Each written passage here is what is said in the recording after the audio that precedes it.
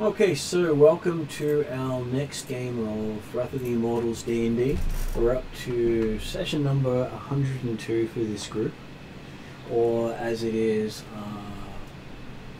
Phase 3, Season 1, Episode 13.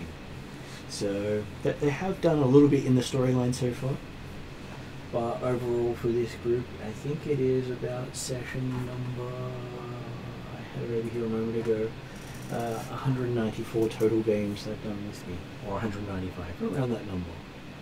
So, online today we have Jeremy. Please introduce yourself and your character because we have a new player.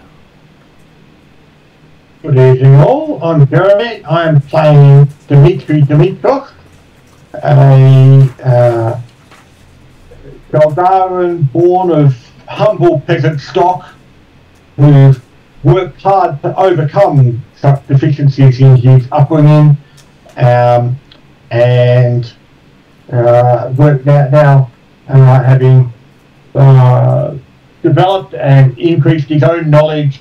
He's provided sage advice to all that will be around, and always willing to offer the appropriate information they need to know at any point in time.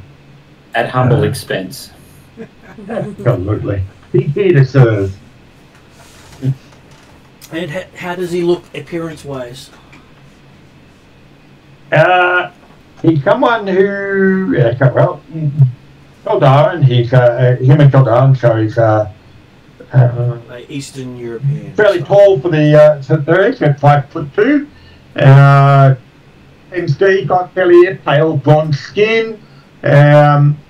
He now has fiery red hair, cut fairly short.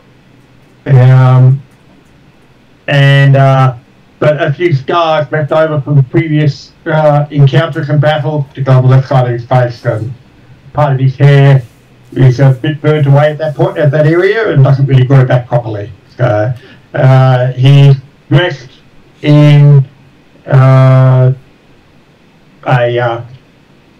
rather drab-looking cloak that sort of hides the eye, but underneath he's wearing some good quality gear and equipment that always has what's needed on hand when required. Totally not a vampire. Not a vampire. Oh yeah, yeah. Next one up we have is... I don't know. Obviously not a vampire. He's descendant of the immortal Halab, obviously, but not a vampire. Never. So Martin, you're up next. So there are two Martins in the game. That's right. So I'm a medium wood elf, following the monastic tradition of the Kenzai. So I stand about 6'4", but he's pretty thin because he's only got 10 strength. He's also short for an elf. In this world, yeah, that's right. Well, he's tall for a halfling. Maybe. To me. He was a halfling, then he changed. Yeah, that was my one wish. To change class and race. And what else? So he carries a long sword and a long bow. Also a quarterstaff, which isn't currently activated, and maybe Martin will explain what the reasoning behind those particular items. We'll get to that eventually. Yes. And did I tell you my name? Tyrellian Silverleaf, the Kenzai monk. And do you remember what your name used to be? No, I don't remember. That's okay. I'm sure there will be quite a few people missing that character who just disappeared one day. Yeah, that's right. That's right. I just got my wish and went off into the sunset. Or, being Mystara, it has a hollow world. So, in the transition from the hollow world to the outside world, that was kind of brushed over. Yeah. So does the name Willie Toscobble mean anything to Twellum? Oh, that's right. That's it. Yeah, Toscobble. Yes. I think. So yeah, he's got a fair bit of gear, because he only wears robes, so he can get away with carrying a lot of crap. Now, next one online we have is Mark. Hello, I play Bradshaw Dugan, the most important dwarf outside of Rockholm, which is my hometown, because no one else cares about me outside Rockholm. But I play Bradshaw. He's a dwarven fighter with a weapon master specialty. It's one of Barton's unique things he set up. So I'm a bit of a... So I'm dressed, I think, black hair from memory and brown eyes from memory. He looks like a very young dwarf. He's got mithril armor, shield, warhammer, and he occasionally brings out this short bow that occasionally talks to him in very meaning ways. So Well, it's a heavy crossbow. It's So it's a short bow with rocks on it that yells insults. Yes, right. Yeah. So Rather cool. He bought it from a magic store. that's right, and that one usually stays inside the magic bag of holding because I don't like to bring it out. 'Cause it's just always insulting when I get upset. You're the one who asked for a crossbow from a magic store. Yes, I asked the DM and didn't specify exactly what I wanted, so it's okay. But yeah, so I'm kind of the tanky kind of person of the party kind of thing. So, mithril armor, like solid, I don't believe in height people. I think short people are better than tall people. So we might get along. And to be fair, if Tyrellin used to be called Toscobble, Bradshaw could probably call Tosshammer away. So you might notice a bit of an issue between Dimitri and Bradshaw, where insults play either way. So just be warned prior to this starting of this session. So Mark's character is considered a teenager amongst the dwarves because they kick all their dwarves out when they hit puberty and let them back in after puberty. So I went out during puberty and haven't been. They refer to it as spring break. I came back to get married to my halfling wife. That's right. Yeah. And well, technically, you're back in Rockholm now. Are we? I don't know. I've been away a couple of weeks, so I don't know. You were there when they entered Rockholm. Yeah. Okay. So, pretty short guy with a lot of mithril armor, and a bit of a tanky kind of guy, and I don't like magic, so that's why Dimitri and I don't get along too well. So, no offense. Not in fact, it's making a laughter. Dwarves in the States don't really believe in magic. Though. Yeah. Dwarves don't supposedly believe in magic too much, but in a world where magic is everywhere. So this setting is high magic, where Forgotten Realms is medium to low magic. Okay. So most of the store games you've played aren't high magic games. No, because I'm usually the only magic user. So in this case, you're surrounded by people who can use magic. Yeah. The average person on the street can use magic as well. Especially if you're talking about elves. All elves are magical in nature. So you want to an elf who can't. I'm just a monk. Even as a monk, a lot of the stuff you do is perceived as magic by most. Yeah. You're not necessarily casting spells, but anyone who can fall from 50 feet and not take a scratch And someone that's right. And someone who doesn't need to sleep at all, just has to sit there comfortably for 4 hours. That's also magical. Yeah. Okay. Fair enough. Yeah, but most people, if they don't sleep for 7 days, end up going insane. Yeah, there's literally no reason about it. I'm glad a lot. I'm glad Bradshaw is back, because it was down to me to be the forefront of the fighting. Oh, with Dimitri? Yeah. Okay. So I'll get... Well, you've got to remember, Dimitri started his career as the frontline fighter. Yeah, he did, because we didn't care about him. But he was also one of the strong men of the party. Which is saying something, You had because 40 points. Yeah. most of the party had strength less than 10. So, would you like to describe your character, Keisha?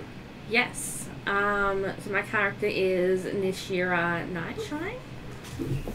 She is a orphan halfling sorcerer. She was abandoned at a young age. She doesn't really remember much about where she's from or what happened.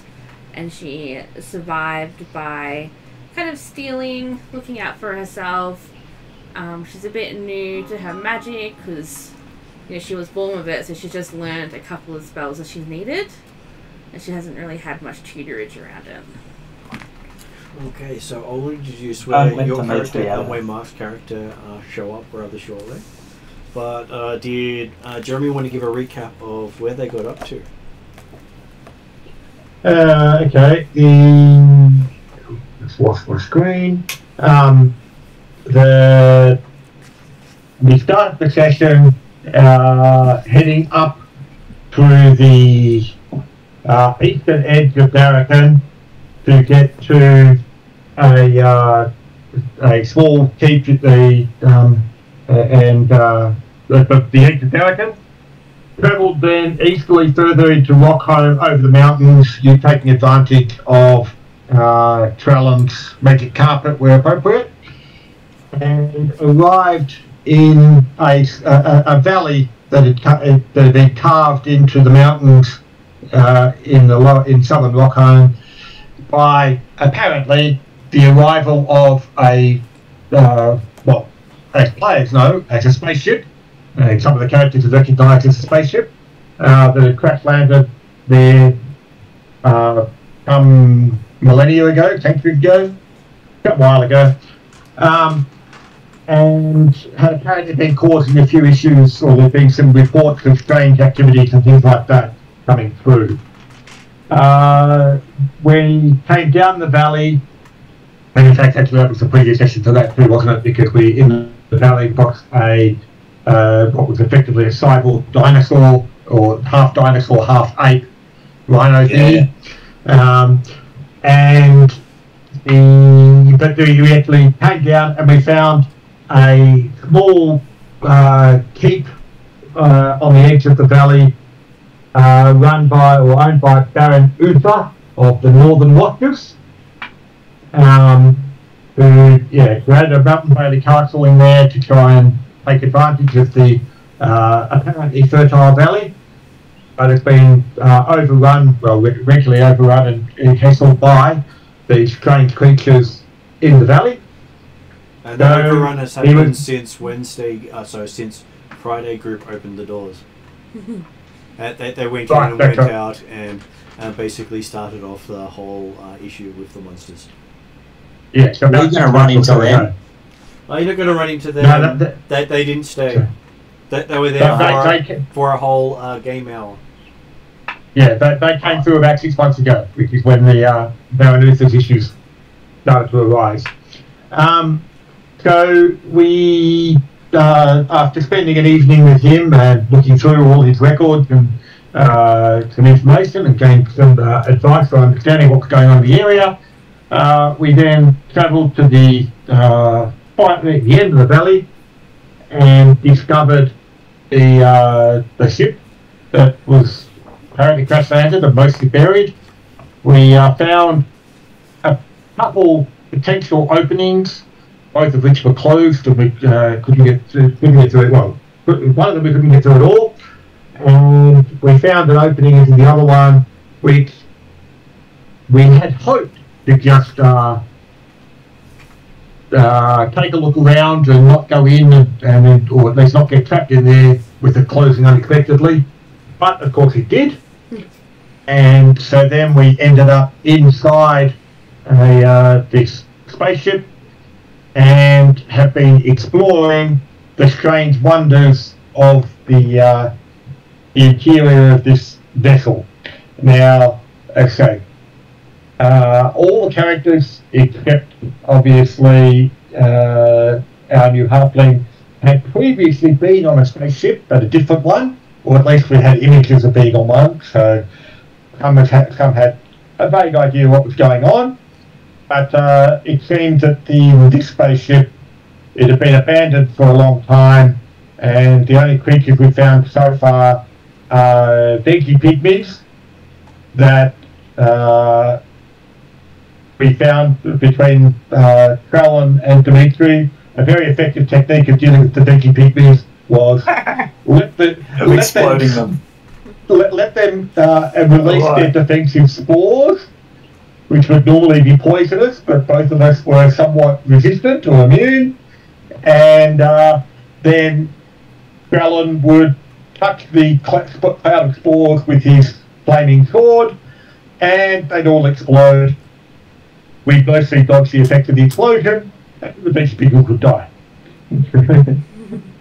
And I'm immune to disease, so I could sort of safely explode them. Exactly.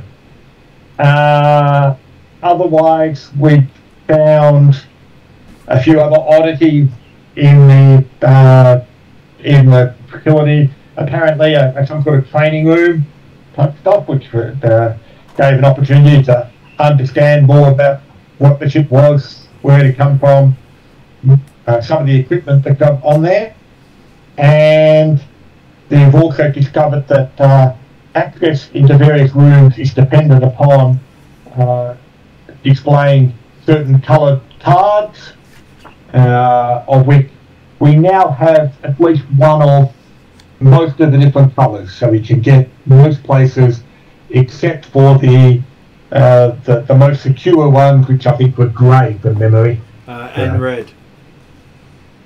I don't believe you picked up a red one yet. Violet, orange, brown, black, yellow. Yeah, not a red one yet. This is a very old module that got re-released for 5th edition. So a lot of players remember it who played back in the 80s. But otherwise, we've basically just been exploring the location and trying to, most importantly at the moment, find the particular card that allow us to reopen the external doors, although that might also require managing to apply power to the doors in some way, because it also seemed that the mechanism on this side had been damaged after we entered. And the last thing they did was they entered the medical wing of this place and set off an alarm. If you remember that, Jeremy. Mm-hmm. Okay, so you set it off. I was happy you'd forgotten. How often do I forget what's happening? I knew it was a forlorn hope. There's always hope. And considering I had different preparation for if and when other players joined, that it was just that I have a good spot for them to show up now that you've found the yellow card, and you can see a door across the hall that it has a violet key, a violet lock on it. Mm-hmm. And you can hear the sound of clumping of metal monstrosity coming your way. But you can also see a door with a grey lock on it, which means it's one of the command areas. Yep, which we can't get through at this stage. And yeah, so we worked out that yellow was, I think in the training video it had yellow was organic or something, and we worked out that was probably actually biological or medical or something, wasn't it? So I referred to it as the biological access, which you then determined to be medical when you entered the medical bay. Right. Yep. But because you were going from pictographs and things that you can't translate, that was the closest you got to it. That's good. Yeah, that's right. So, and yeah, so what do we do to actually activate the alarm? Do we know? You picked up the yellow key. Okay, yeah. So,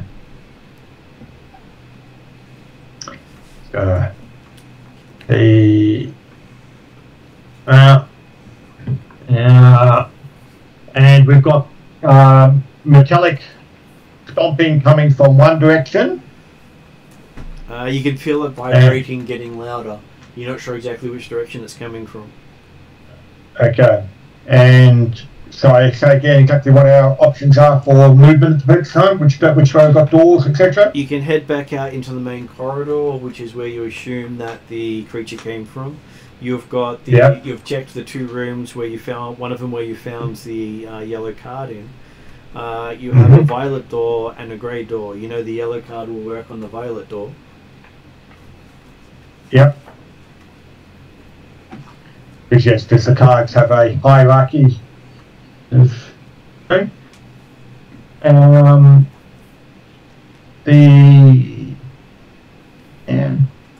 Well, I guess let's try going through the yellow door then, if that's the effective. Well, if we can't go through the grey one. Well, technically it's a yellow door because it looked like a V from a distance, and when I look closer, it's a Y, not a V. It's really bad when they use tiny lettering and similar letters.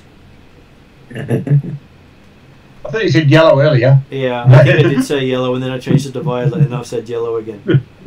Okay, so yes, swiping the yellow pass, the door slides open, and you hear one of the doors behind you start to open. Do you wait and see, or do you just step into the room and shut the door? Well, can we jam it open? Well, you're not sure if that's possible.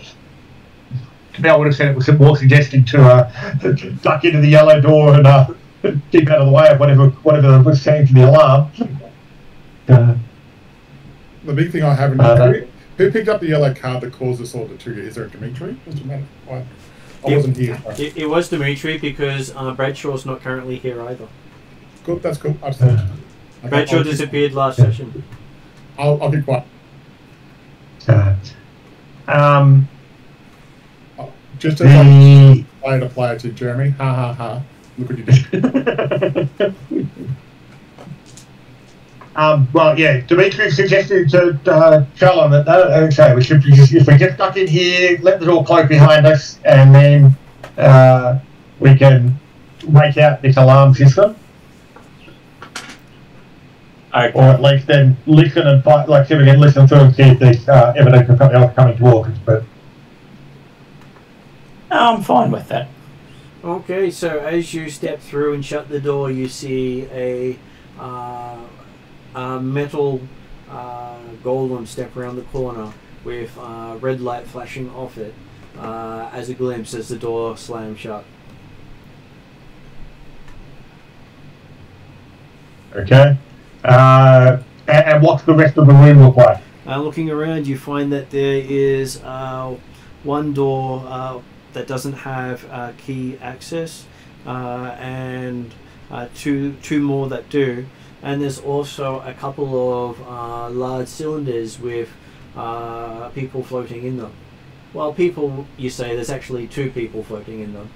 One of them being a very startled looking Bradshaw with hair sticking in all different directions and not moving, and the other being a halfling holding up a finger as if to say, I want to ask a question.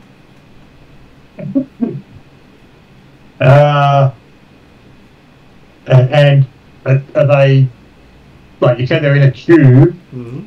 Are they appearing alive, or? They appear to be turned to stone. Your character can make an insight check to see if you remember stuff that you have used in the training room. Yep. Am I? Because you did go through and play all the different arcade machines that had the instructions So on that's- how to run the starship. Yep. So insight, you said? Yes, inside. 23. Okay, so you remember this game. This is about freezing people for travel. Okay. Effectively, they're probably effectively pyro tubes from our perspective. I will then. Okay. What's the golem doing? The golem did not enter this room.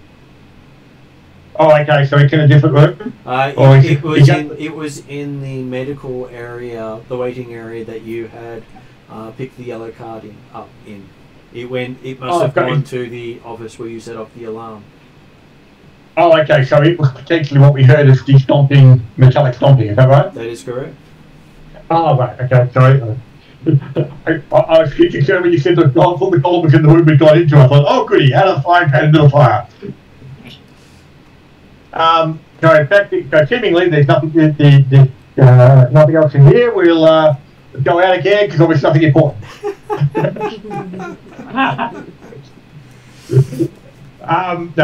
Dimitri will start examining the tube and the controls and see if you can play the game and release these people. Well, at least release Bradshaw initially.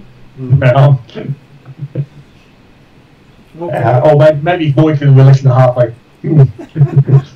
So which one do you release? Which one do you release first? We'll try Bradshaw. We'll practice with Bradshaw, so then we should be right for the other one. As a player, I'm very disturbed by this man. No, because you're tough enough. I'm tough enough. As a player, I'm concerned that we're letting Dimitri test this on Bradshaw. Roland, no problems. As a player, are you surprised? No, I'm not surprised. I'm just concerned. I'll just put my hands up, okay? Okay, I'm looking at this going. Jeremy's killed another one of my characters again. Obviously, it's not a case of practicing. It's the idea of Dimitri's going for obviously the most important person first. No. If I wasn't stoned, I would be going, okay, yeah, I'll be sighing, okay? So, but anyway, I'm going to go back to mute, okay? It's okay. Okay, Jeremy, you get to make a engineering roll. Engineering. Oh, this is not going to be good. So there are 2 extra skills in this version of Right, me. Cultures and engineering. Okay. Where am I? Oh, not looking at my mail. So,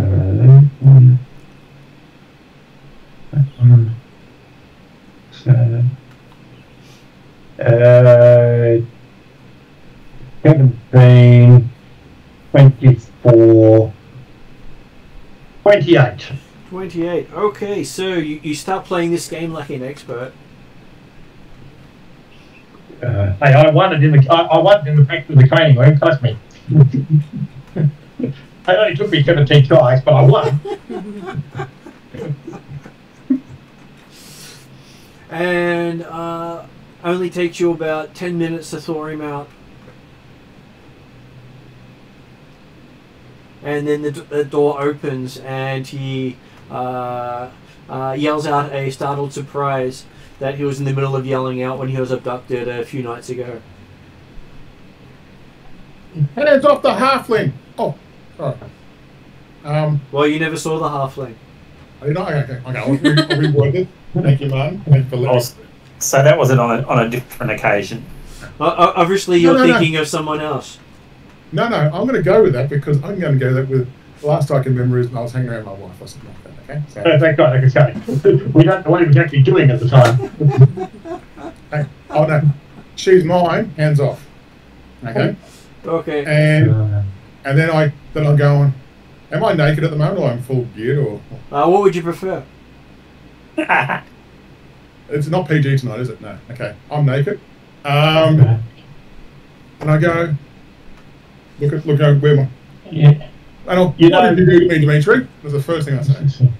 Well, you know, if you said hands off the halfling, she's mine, it's probably a good thing you got kidnapped before she got up there. Well, that's the last I remember. That's all. Not your wife. Yeah. Yes. I said she travels in different places all the time and disappears and comes back again all the time. So yeah. Okay, you did marry an assassin. I look down, I'm naked, and I go, "What did you do to me, Dimitri?" Oh, where have you been? No, what did you do to me? I just rescued you from the captivity. I'm looking around. Do I see Trellin? You do see Trellin. Yep. Trellin is currently averting his eyes, I'm sure. Well, he did nothing to you. Who's your friend? So there's a split between you being in the vat and Dimitri not being in the vat. My friend? They're unrelated. Yeah, I look around and go, what? Me and my wife? Your wife? I look around, I bet you, that's not your wife. Oh, it's me. If you married again, that's where you be. I look around and go, oh no. That's the first thing I think is, oh no, I'm going, she's going to kill me. Again. Again. And I go, what? You mean you got married again and she's not dead? No. Not dead. Well, settle back. Just bring us back a bit. I remember being my own wife.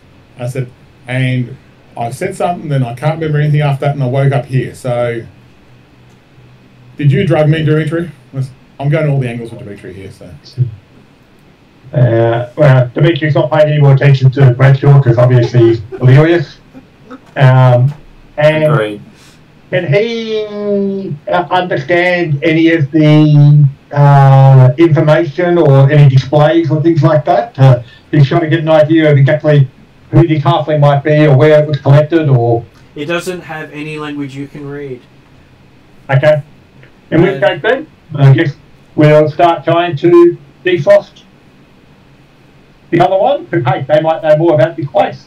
And with your good roll, you manage to be able to trigger this one off without any hassles. Is your character fully clothed? Yes. Okay, so for some reason only Bradshaw was naked. And obviously they didn't put people into the cryotube naked as part of analysis or testing. You have a feeling that chose to be naked. You have a feeling he was captured naked. Right. Which makes the question: what was he doing? Well, he was with his wife, so. That's what he said. She wasn't anywhere near them as far as the party knew. Because last time we saw Bradshaw was when we were about halfway to walk across the mountains, coming towards the valley. You're actually in the valley at the time. Your first night in the valley was where he disappeared. Because he fought the Rhino 8 Centaur thing, didn't he? He did, and he disappeared while on watch. Yeah. Well, when my wife says do something, I do it. Okay, you know this by now, man. So I'm still just looking for clothes because I'm going, what? And looking around, there doesn't seem to be any clothing around anywhere. None of your gear seems to be here either. Is there anything I can kind of cover myself with? There is a beaker. No. I'm looking for like any sort of cloth, just to cover the most important parts, just for obvious reasons. The only clothing you can see is on other people. Hey, Trellin, you got any spare outfits that I can borrow? Yes, I do.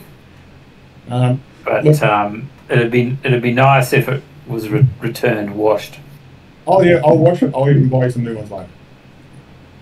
I have no idea where my stuff is right now. So, quick question for Martin. You can, is your clothing magical?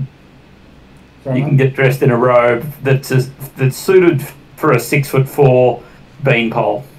I don't mind as long as I'm covered. I'm okay with this. And we're about to be able to. Just has a bit of a train. Sorry, Martin, you said something as well, Martin. Did you? I was asking, is the clothing magical?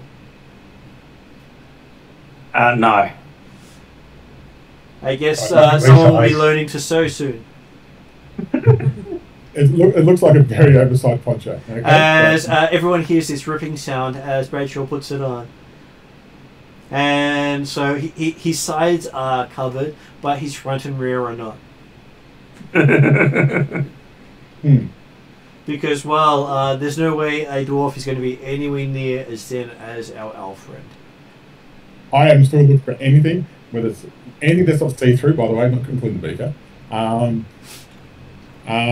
Looking around, a bit of metal, You see a glowing rock. Why wouldn't you just say you're fully equipped? No, because it makes it more fun, okay? I can't make it simple for mine. If I make it interesting, it makes more fun for it. And I mean, obviously, particularly being naked might give you more excuse for abandoning what? Well, I don't care. I'm not really at the moment. I'm just trying to look to cover myself up. If I find a table, I turn it over side and I stand behind the table or something like that. Okay, so everyone hears the shattering of glasses and beakers as the laboratory table is just being thrown over to the side. And now there's glass all over the floor for someone not wearing boots. Oh, yeah, this is what I'm a young dwarf. I don't think well. Apparently not at all is what you do. I barely take off my armor, thank you. So I'm in a bit of shock right now. And there's a funky smell spreading around the room now that the chemicals are mixing. Oh, that's like a week off not showering. No, it's much worse than that. Get out of here. Smells like my old goat, by the way. Yes, but this is much more dangerous. Touching it again, Bradshaw. Yeah, shit. Well, you find me something to wear, clothes. I'm hanging behind this table where you can't see. So there's the yellow door you came through. There's the two yellow doors on the far side of the room, and the door that doesn't require a key card on the north side of the room. So am I still frozen at this point? You're unfrozen at this point. Unfrozen. So And you're hearing the bickering going on while so you're in my unfrozen. unfrozen state, I'm looking at two giants and a naked dwarf hiding behind an tipped up table. And I'm looking at the situation going, how can I escape? Well, so the red-headed one who was fiddling around with a panel nearby was about to turn to you and talk to you about what's happening after having a quick conversation with the dwarf when the as he turned away, the glassware started shattering everywhere, and he's saying, "Oh, now you've done it, Bradshaw. Yeah, we've got to get out of here." We'll go for the door that doesn't have a key card attached to it. Okay. Or like that's where Bradshaw is going. So It might go other ways. You watch the shortest of them start, well, not quite the shortest, he's a bit taller than the dwarf, but not by much, march across the room and walk out a door. A door that just seems to rise up in an instant and shut in an instant. And okay, he's saying, "Yep, we're going to go this way, follow me." I watch Jeremy go through the door. I look around, I see the halfling saying, "Hi, here you are." And I was about to reach out my hand and shake, and I realised the table would fall down. So I go, "Oh, so I can't shake the hand right now." Oh, you can't hold the table up. You've just pushed it onto the side. It's like the full metal operating table that you would expect to be able to fit a large size creature on. Oh, okay. I thought it was something I could carry around as a. The modesty piece. And I go, okay. Look the other way for a second, and if she does look the other way, I'll keep going straight to the door they're eventually through, cover myself up as mostly as I can. Okay, give me a acrobatics roll as you start crossing the dangerous floor. Oh yeah, that's fair. I expected to have fun. I would just break the glass. Not drinking acid, alkalize. So all the chemicals Standard needed to worship to do material. autopsies. Acrobatics. I don't think it's going to be good, but hey. Acrobatics. Oh, what? Not bad, better than I thought it was going to be. 15. 15. Okay, so you managed to make it across the room with only a couple of fragments embedded in your feet. Oh. Well, you can't see the fragments easily. Oh.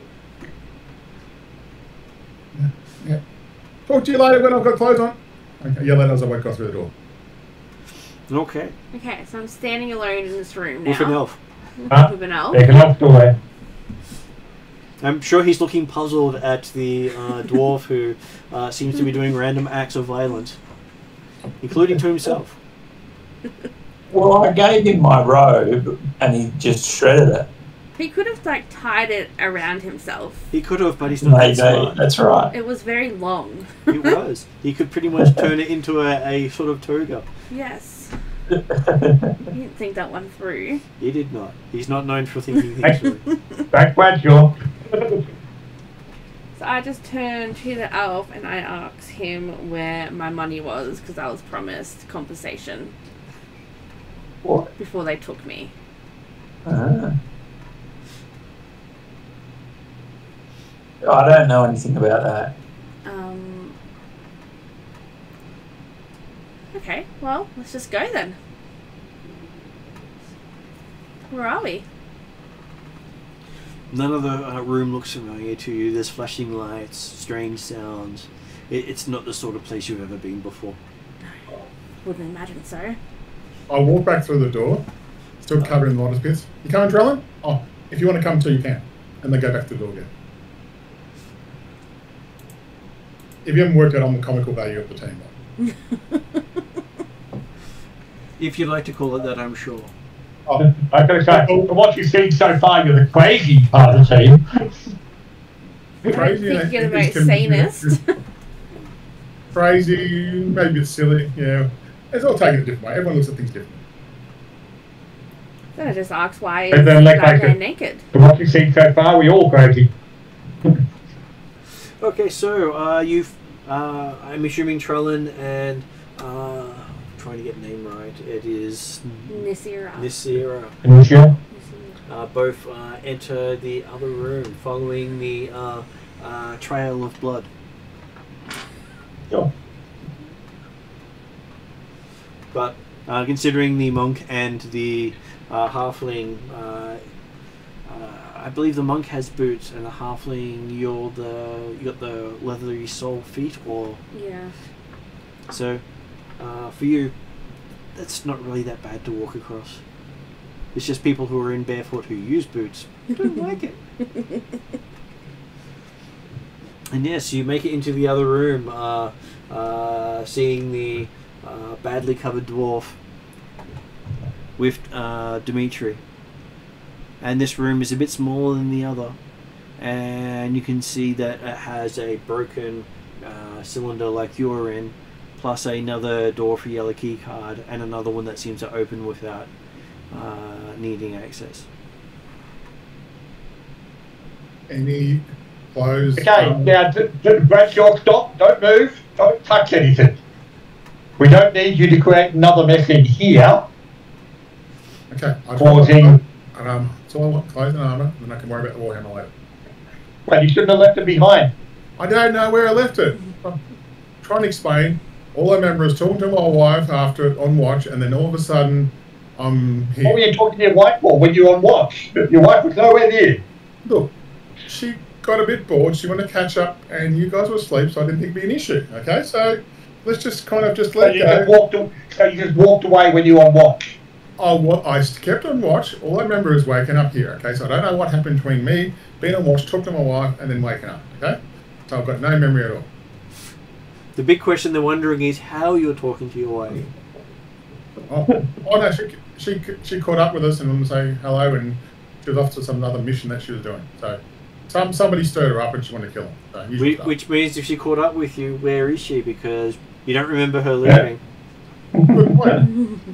But I feel that she can survive anything, so I'm not really as concerned as what you think I am. My wife, if somebody tried to capture my wife, they're in for a hell of a pain. So I thought, yeah. Either that, or you're just having wishful thinking. And how would you feel if one of your companions decided to walk away when you were asleep with no one watched? Considering the valley you're in is very hard to find. If it's you, Demetri, I wouldn't care at all, but you know this already, so it's okay. You're happy for me to leave you asleep. Well, no, look, things happen. I don't know what happened yet. Let's just work out how to get out of here, get my stuff back, and then we can piece it all together later. I said, let's stop. Semantics, okay? Bradshaw has a sneaking suspicion that all his gear is where he took it off while he was on guard. Having private time. Oh, yes. I may know this, but don't want to admit to it right now. I'm just looking for anything I can put over myself to get back to where I think it's going to be and go, I think it might be over here.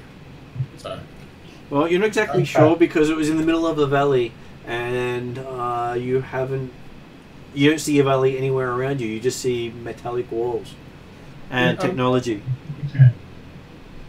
How do we get out of here? But you're not to touch.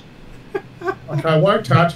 Just find me something to wear so I don't have to hide myself to this young lady. Didn't quite catch her name, but I'm kind of a bit distracted at the moment. Sorry. Find those rags you're dragging around you. You'll be fine. So they do also have a 8-foot-tall dragonborn with them, who occasionally talks, but normally stands in the background and lets the shenanigans happen, and then writes about it. That's right. Quick thing, ma'am. Go ahead. Do you know how you got inside the cryo tubes of this spaceship? No memory. No, I was making a deal, and I was going to get some money, and here I am. Why is he still naked? Making a deal with who? It was some elves, and I was trading some of my items.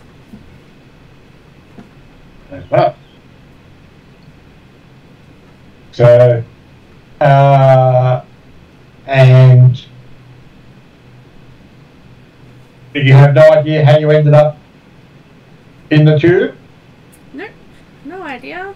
Could you know where were you when you were talking to this elf? Could you describe the elf? Do you have anything to do with putting you here?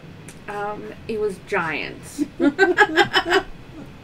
He had a nice pair of pants on. But everything is a giant to you. We didn't really use names or identities because what I was selling was not legal. Do you remember where this was occurring? I'm sure in a forest somewhere. Yeah, just in a forest somewhere. We met outside of the nearest town, which was Dengari. Yeah. Well, that's the dwarven capital. Okay, well. So the elven nation is this one down here. I can't read that. So that one is Theodore. Yep, outside of Theodore. So where am I now? You are in the mountains here, but they don't know that you don't know that they can describe who you are. That's why I asked them. Yep. Sorry, GM being helpful, but then remembering that it's a question for the others. Where are we? What is this place? This doesn't look like a forest. It's a spaceship in Rockholm. Ah. That's all you need to know. Yes. You are no longer near Theodore. No, I'm very far away. Who are you guys? No, but it appears that unlike our colleague over there, you've been kept all your gear, presumably stuff that you were going to sell before the sale went through, or do you appear to be missing anything aside from memory? I just have my basic gear on me by the looks of it. I don't know where my other items went. Okay. Which I worked really hard for them, so I'm a bit disappointed about that actually. Yeah, that's pretty bad. Yeah. Very hard to steal. Very hard to Hopefully, the if they put you in the tube, but they relieved you of some of your gear after whatever it is that brought you here, we might be lucky. Maybe your gear will be located in the vicinity. We might be really lucky, and hopefully Bradshaw's will be too. Maybe. Especially his clothes. Fascinating to see what it was. Can we kind of work on the clothes situation? Like, I'm really, I'm really, starting to get a bit red because I've been starting to get breezy in here, guys. Sorry, I'm just. You manufactured that. Look, hey. I know, Rowdy, you'll be And fine. now it becomes our problem. Look, I thought you were a team here, and I thought you would look after somebody who's gone through a very strange and upsetting situation. It's like, can't you see what... Teammates wouldn't abandon their teammates on what? While they're asleep. Didn't I try to explain to you? I was on watch. Look, okay, my wife and I were getting up some stuff. I said, yeah, I might have been naked at this situation. I said, honestly, put that. But I'm just saying, I didn't expect to be in here in a tube or anything like that. Okay, so can we just get to the point of keep me closed? And I really my bum's getting cold against the wall here because I don't really want to show everything, guys. Come on, really. Drazzle speaks up saying, wife Rose was not there. What did Drazzle say, sir? He said wife Rose was not there. Bradshaw pretending she was.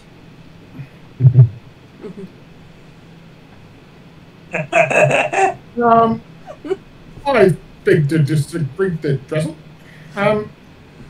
Drazzle pulls out a book and shows a picture to some of the others of Bradshaw by himself naked. I go over, put my hand across Bradshaw and look in the other direction, while trying to hold myself against the wall so I don't hold, scare anyone at the moment. Saying, do you understand to keep these things between you and me, not to everyone? Drazzle shakes his head and says no. This guy's an NPC, so he does whatever he wants. Okay. And apparently, I know where he's he's more now. aware of team responsibility than some. Okay. I still covered. I go. You're only on watch for a few hours. Couldn't you hold it for, or not hold it for a few hours until you went off watch? Look, okay. I'll be honest with you guys. My wife decided. She says, I need to step up my game. I had to try some new suggestions that she suggested from a friend of her who knows these things, and I was just trying to work. Okay, let's look. Okay, I was naked. I think I know where my clothes are. Can we please find something for me right now so I don't feel this is conversation's gone on too long, guys. Seriously. Okay, what if you just tie that scrap of fabric around you? Yep. Thank you. I try to avert your eyes. I avert my eyes and I try to say yes, thank you. Drazzle asks if Bradshaw needs help in tying. Drazzle good at tying. Right now, Drazzle, I'd rather somebody else do it. Really, you and me really need to have a talk after this later. So. Drazzle rarely talk. Drazzle listen. Yeah, and take pictures. I've noticed. That's it. And watch. Drazzle like to watch. We're gonna have a talk later, but let's go through this process. I have a serious talk to have with Drazzle later, but it's okay. He's a serious giant. He's like 7 foot. Yeah. Dragonborn. Okay. Thank you, by the way. I feel like I'm a bit more modestly covered. Give me a survival roll to see how well you can do it. You want to roll for that one? Or? Yes, I would like you to roll for that one. Is that a performance check? A survival check. If you want to show everything, that's a performance check. If you actually want to cover stuff, that's a survival check. Survival check? It's not something Bradshaw's known for. Oh, no, I'm not, actually. I like no, I still wasn't bad. Performance would have been just as bad. I'm trying to remember, Martin, the rooms that we've been into previously, none of them had actual bedding or things like that in them, did they? None of them did, because it's been so long since this thing crashed like a couple of 100 years ago. So it's unlikely to have any fabric left over. Fabric generally doesn't last that long. 16, Martin. A 16. Okay, so you've come up with a modest sort of knot. That's a little uncomfortable, but hey, we all have to have a bit of discomfort for our fashion. Thank you. So what happened to the rock? Because you were going to be the steadfast guy who's at the front. Yes, I am with my armor on. Let's look. I made a bad decision. Ended up here. Let's just get out of here and pick up my stuff and restart again. I think that's the best way. Okay. All right. Well, by the way, you're gonna have to. I'm gonna have to just hold back a bit at the back here, guys. I don't think I'm really set to really provide that tanking. I could do a performance scare check. I can perform, but I don't think it's going to really encourage any. what? You made the slip knot, have you? Yeah, well, let's get going, okay?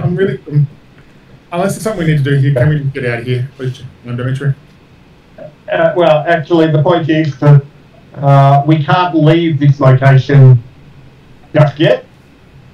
So we've got to find some key to get out and more power crystals.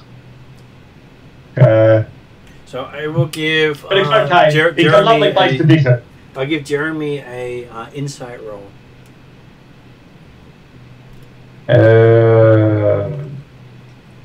So flush. Come plus 9. Yeah, 13. Oh, not important.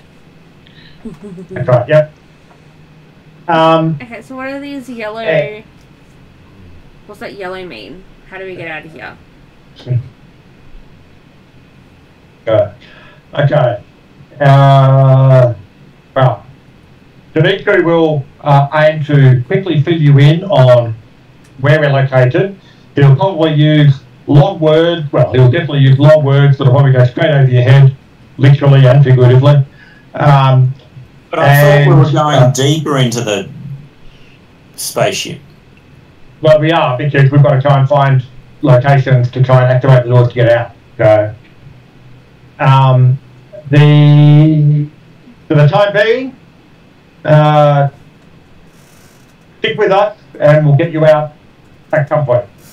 Okay, so we're trapped in here then. Well, it's a very big prison, if that helps. With not a lot of food.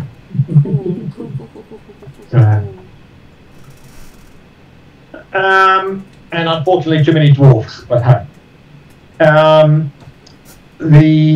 So in this room itself appears to be some more desks and things like that, you said? Yes, there are some more desks which, from your perspective, is where someone would operate on people. Okay. And from the looks of things, there are a couple of cages around, so they probably also operated on the things they caught. It might be how we're getting rhino apes. Let's have a quick listen at the other door that doesn't require a code to get through, or a pass code. And if we can't hear anything, Dimitri will try and go through that doorway, hoping that there might actually be some stores around here so that whoever has been kidnapping people and animals might keep their equipment. Okay, so opening this room, you see a pile of cages, another big table, and what it looks like a couple of skeletons inside the cages. And it also has another yellow door on the east wall, but no other exits except for the one you came through. You seem to have come to the end of the rooms without yellow doors. Do we have any pass cards? Well, you haven't seen the use of pass cards yet, but certainly yes, Dimitri will have them when they need them. So,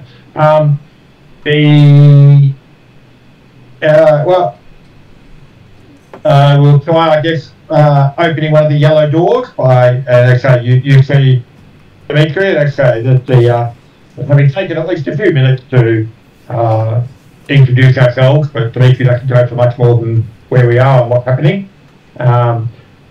But yeah, he will then go for opening the yellow park door. I'll have my longsword out and just be there by your side. Yep. Okay, so as you open it, you see about a 9 foot tall metal man standing working at some sort of terminal and working with glass bottles and flickering switches and lights. Does it react to our presence? It does not seem to notice you. Okay. Dimitri will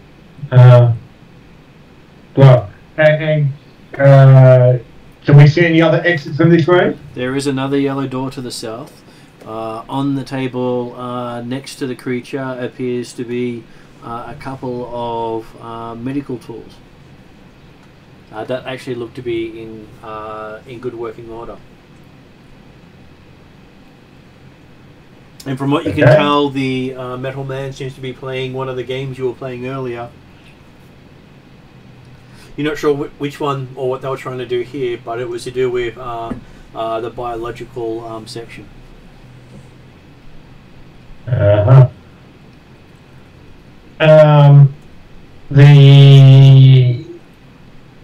Dimitri will try and call out to the metal man saying, "Greetings." Okay. It seems to turn towards you and look at the yellow card in your hand and then turn back to the screen and keep working. Okay. I will go up beside it and see if I can interpret what it's working on. Okay. If I can read any of the information or symbology or... Give me an insight for your character as you're looking at this. 20. How much? 20. 20. Looking at it, he seems to be trying to defeat some sort of biological entity. Ooh.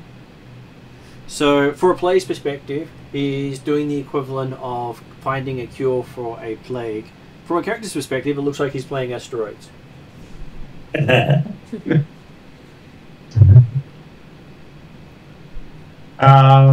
otherwise he's ignoring Dimitri. Otherwise he's ignoring you. He is working through some sort of task. I don't suppose you know where there's anybody in charge, do you? It turns and looks at you and starts beeping at you in a sequence of high, low and medium sort of beeps. You believe it's some sort of language? Mm-hmm. And but not one that the netplace translates. Well, you do know that a lot of the technological languages cannot be translated by magic. Absolutely, yeah. No, I was confident. Yeah. Especially when technology has been forbidden. Okay, well, I guess we'll leave you to it then. And he'll go try and check out. So there's another yellow door you said to the south. There is. Is that going to be where into an area where we'd already come from the up, like in the sense that it seems to lead to the area the yellow door to the south led to. Would have led to? Yep. Okay. Well, we'll open up the yellow door and do you wish to take? See what we can find. Do you wish to take the items on the table before you go? I wish to. I want to touch things. What happens if you touch what he's working on? Okay, so yes, you managed to, with some effort, reach up and get it because these guys have the table at 5 foot in height. Quite stealthy. Well, it's not about stealth; it's about how high you can jump. I can climb. And if it's being manned by robots, they probably don't have seats.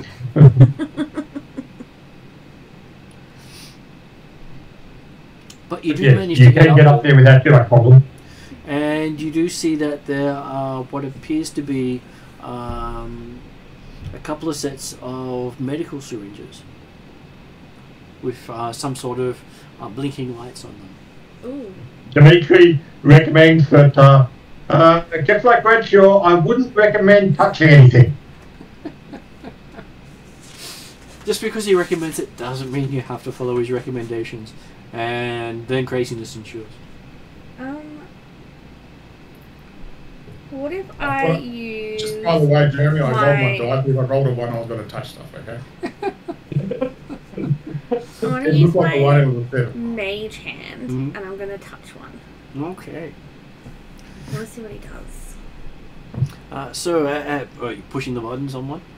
The buttons? Yeah, like, there is are it like a buttons. pick it up or a pushing thing? Pushing things on them. Okay, I'm going to push a button with my Okay, mage so hand. you push one and you see it spit squirt out the bottom of a needle. Does the robot do anything? Ignores you completely. Oh, that's not fun. Is there anything I can steal from the table? Oh yes, you can steal those medical technological devices. Looks remind you of stuff you were trying to sell the elves. Not quite the same, but similar. Yeah, I think I might grab some. Do you remember the elves will pay top dollar for technology? They do pay technology, and there's lots of technology here. I lost out some money, so I'm gonna pocket some technological devices if So, he's not noticing me. What Trellin knows is they buy it and destroy it. They still buy it. They still buy it. That's the key word there. And then track down the people who sold it to them and then make sure they don't tell anyone about the technology. Well, that's fine. I can take them. They can try and find me. Okay, so yes. Jeremy, you open the next door. Yeah. And as the door opens, you get a what you could only describe as a putrid smell. Give me a Constitution saving throw. Dude.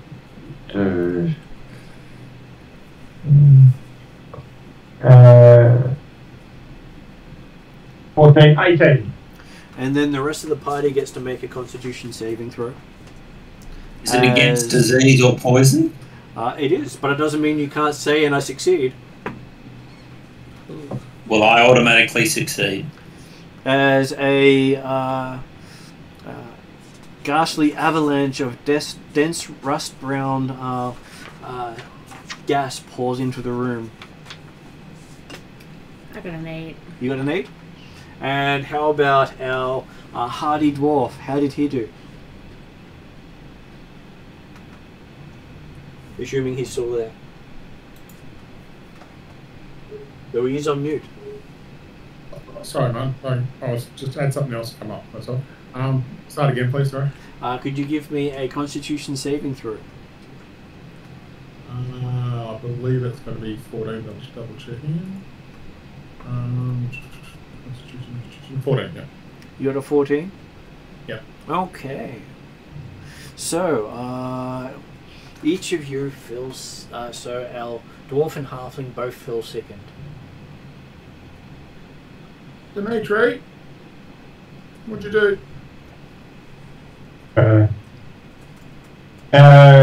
Rachel will try and aim to close the door and encourage everyone to head back towards the door we came through.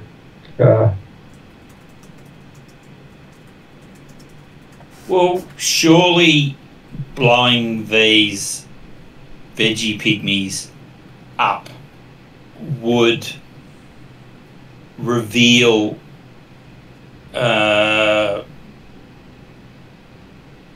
symbols related to the colours. Well, Alright. I believe We Trellin's didn't have any pointing out... danger fingers in this one. I believe Trellin's pointing out that he believes this spores or mold is similar to what the veg pygmies did when he set them alight. We're already sickened. Can we get more sickened if we enter the room? You can. No. Well, if you all back off and I turn on the flame tongue longsword, and they all blow up. That's the simplest measure. I didn't get the impression that these were spores that came by centimetres people, were they? Not quite the same.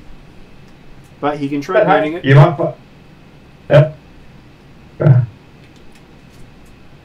Are other people trying to leave the room? Yeah, I'm gonna leave the room. I'm gonna back up a bit, and then the guy who's resistant to poison, go check it out. Yeah. Go see what's up. So as they say this, they both start Mystara starts coughing up blood.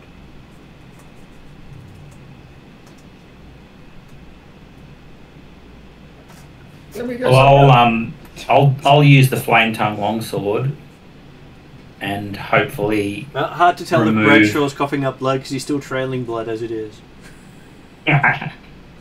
Has not dealt with the shards in his feet yet.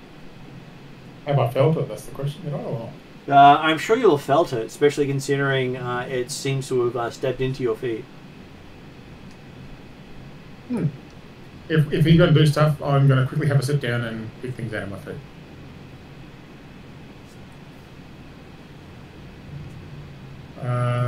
While coughing up blood. Well, I haven't coughed up just yet. As far as I was aware. Okay, so both of you now get to make another Constitution saving throw. Yeah, I just rolled my good roll and my taking out things out, but that's okay. 16.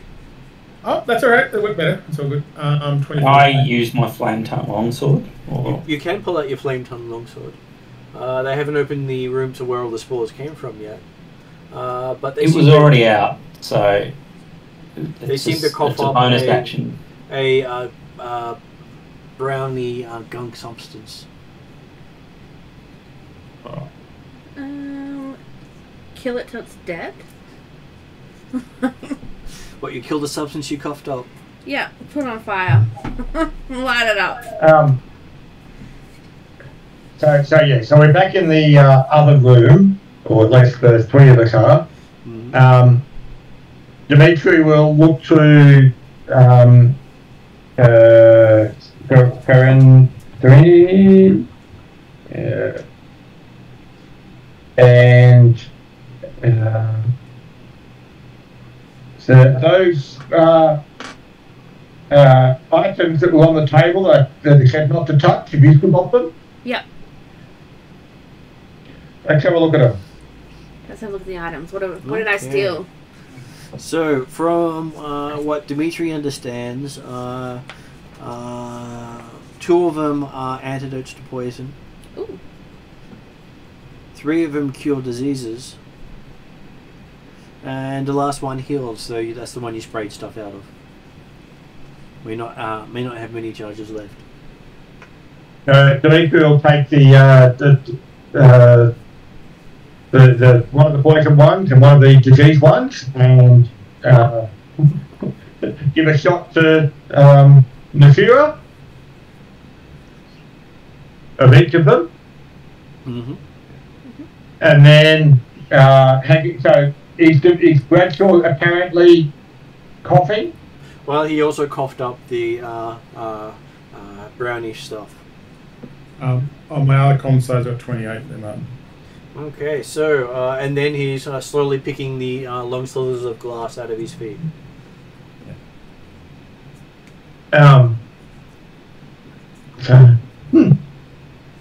Okay, You know, so you probably could have done that before you kept walking on them. But, so, does Mystara start to feel better at all from the shot?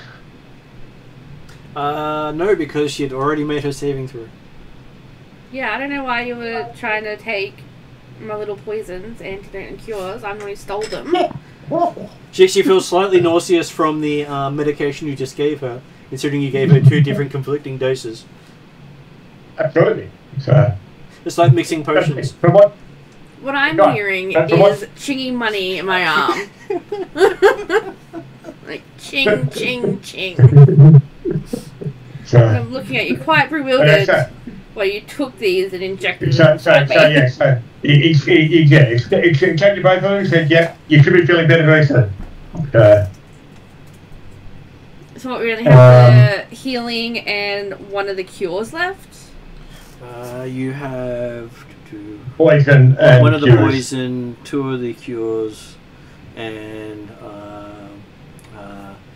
one that does 2 healing left. 2 healing times 2. Okay. I put them away from you.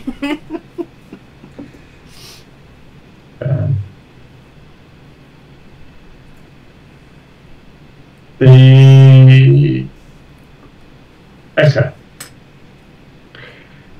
And then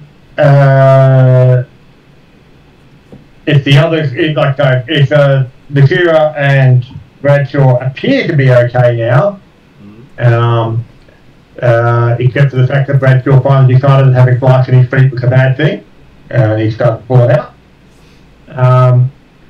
Demetri will go back to the yellow door through to which Alan was and find out what the graphics in that room is. Okay. So, as you open the door to go into where Trellan's got his flaming sword held aloft, there's a halo all around Trellan and a trail of dust from where he's walking. Okay, but the room is still somewhat full of spores or dust or whatever? Well, the spores don't seem to be explosive, but he seems to be burning those around him. Okay. Yeah. Which is different to last time. Yeah.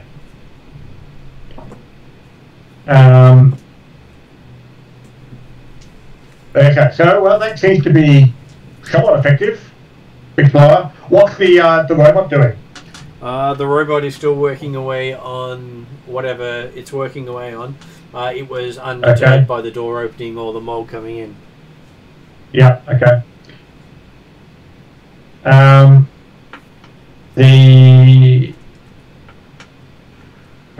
Does it look like, so is the room currently mostly clear now? It is mostly clear. There's just a couple of swirls of it going around, and you can see that there is another yellow door to the south. Okay. The one that I actually opened the next place again, or is it like you're talking about actually going to the room looking at? So the room where you found the halfling and the dwarf had 2 yellow doors off it. You think the one you see to the south leads to that area? Okay, right. No, we are in the room with it's almost cleared out the room that started the spores or the mold. And there is another one of those gaming consoles here. Well, we will certainly have a look at one of the gaming consoles if it's clear enough of dust to have it to see if you can work out what's going on here. Okay, give me another engineering roll as you look at it. Oh, that's a nice one. 27. Okay, so this one seems to be all about nourishing and feeding pets. Ooh, a little cozy game. Like a Tamagotchi. Yeah. Or possibly mold. But there doesn't appear to be any pets in this room. Well, looking around, you have the sneaking suspicion that you would all be considered pets. Yes.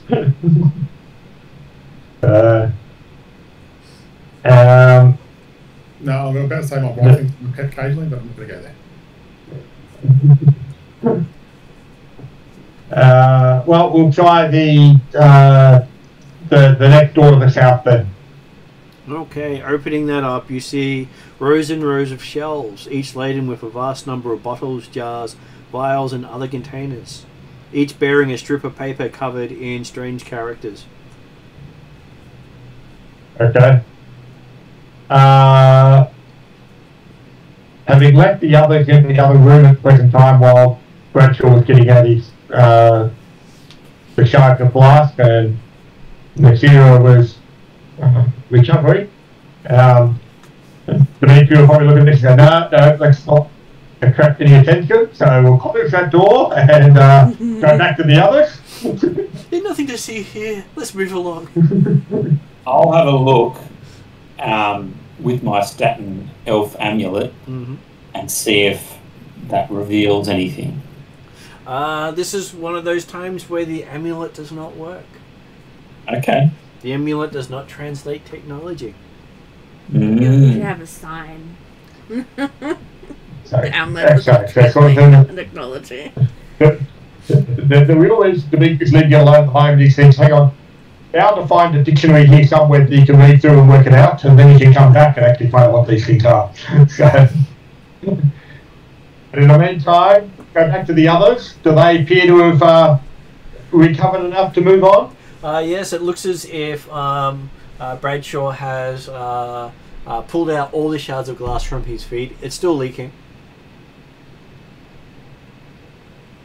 And I'm just sitting there watching him with disgust, Do you wondering why I'm want here. Do you want to use my shredded robes in order to wrap your feet? Well, he's used them to wrap his other parts. And I jump to the robes. My feet can. I might wipe my hands across to get any blood off, and then I just wipe it on my robes to make it even more colourful. Okay. If that's Cool. okay. Yeah, go. I think Bradshaw might need a small hug. Not from Dimitri right now. I'm just putting it out there. You Dimitri's can not ask the there. robot. I don't know. I said Drazzle. He looks down at Bradshaw. Ask Bradshaw, is now later?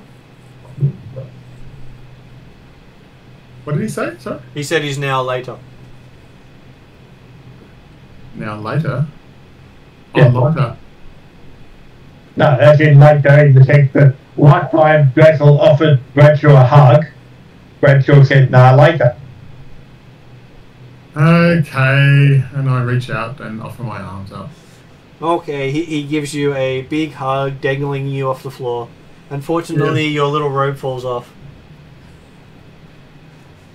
As soon as I get back down, I put it all together again. Yeah. And Drazzle then mentions, does Bradshaw talk now? Because now later? Bradshaw talks now. Thank you, Drazzle. He pulls out his He's book. now referring to... Sorry, when everyone was talking at once. So he pulls out his book, waiting for you to talk to him. Okay. So, yes, I did something silly, Drazzle. You got the picture for it. Can you help us get out of here, please? Thank you. He shrugs with the thing of, well, Bradshaw not want clothes. Okay. Okay. Oh, And he's quite happy to follow you still. okay. So is there Now, anything interesting in the room? Alright, go on. What Is is there that? anything interesting in the room? Nothing of interest at the moment. So, unfortunately, we didn't find your gear. So, we should keep looking. I will give Dimitri and Trallin a perception roll.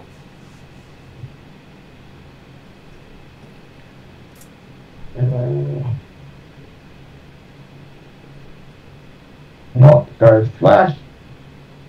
Where am I? Plus 13. 17. And how about Trellin?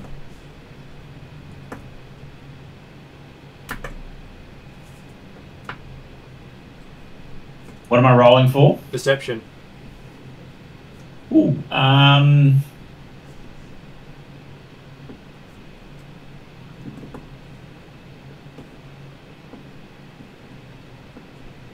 25. Okay. So, you notice that on the book where the picture of Bradshaw was shown stripped off, underneath it are some words written saying that Bradshaw not listen to anyone, Bradshaw fly away, Drazzle pick up stuff, Braz will give back later. Yeah.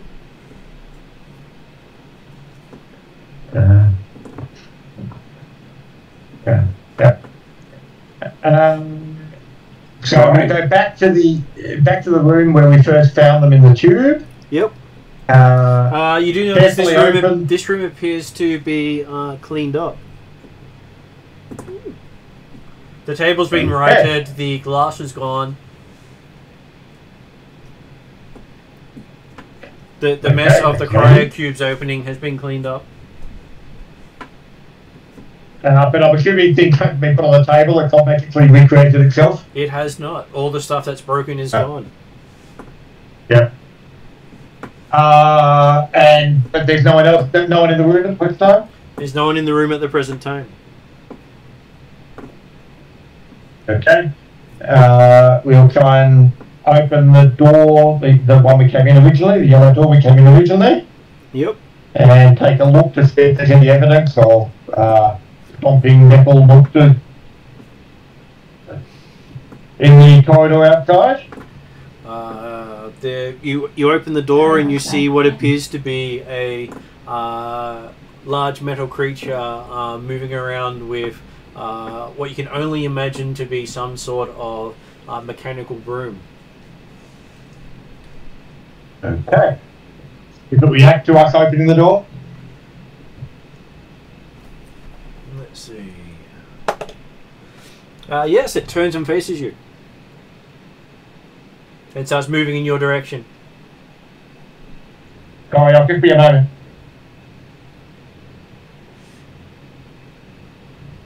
I'm sure the robot will wait. Just still stand there frozen while it comes nearer to us.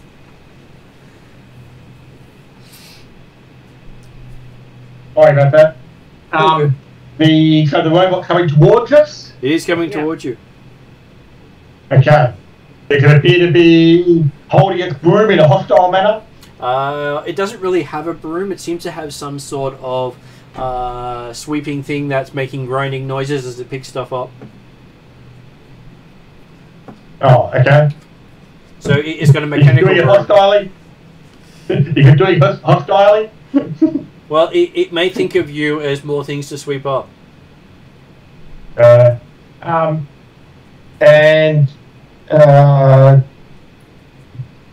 we got any other exits from this area? Getting past it, you can see a door you can get out back into the main corridor you were in earlier. Okay. Dimitri will say, quick, make your dash for it. And go through the door. Okay, you rush before it can reach you because, like all cleaning robots, it's slow.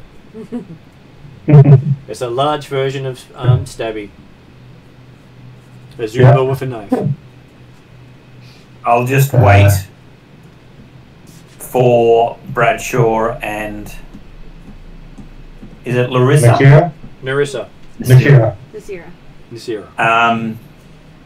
To get out of the room as well. Okay. Does Bradshaw run across? I don't think I can run right now without it falling off. So like a hobble? I will fastly walk the best way without me losing my... Yeah. Okay, so there is an interesting walk, or should we say someone from the Ministry of Silly walks, for those who remember that, as the dwarf crosses the room. Yeah, so I'm kind of giving it myself for that one, but yes. Yeah. But yes, I'll slowly walk. And he's actually slower than the cleaning robot. Doesn't surprise me, actually. Yeah. Hey, your normal movement is half of that of a less than that of a normal person anyway. Very cool. Okay, so looks like we have got ourselves an initiative. Oh. Dimitri was at the door going, Apparently, he valued modesty over lifespan. I've gone through a lot today, guys, just to put it out there. 25. 25 for Trello. So you've gone through a lot today. You've only been waiting for 5 minutes. Choose a relevant skill or a relevant ability to be your initiative if you can justify using it.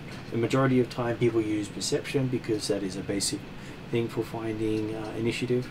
And if you've got any bonuses to initiative, it will also apply to whichever skill or ability you use. Okay. So whereas normal 5e just gives you dexterity, the advanced version doesn't care which skill or attribute. But I've got the alert feat, Mm-hmm. which adds 5 to the dexterity, so no brainer. Serious. So.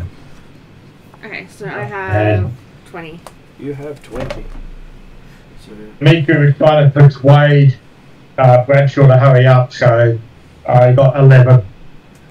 you got double figures, so you got to be proud about that. I'm using my stealth, by the way. So this one's stealthily trying to walk past this thing. So Stealth's not really that appropriate in this case because you're walking right in front of it. Deception? No? Perception will work, Okay. but stealth will not because Well, it's no. very hard to stealth. I will deceptively kind of try to think that it's just nothing to see here kind of thing. So I've got a 12 now. You got a Hey, we've 12. already seen it. I'm not, the robot hasn't, but you have. Okay, so go. Settle down. Okay, so it's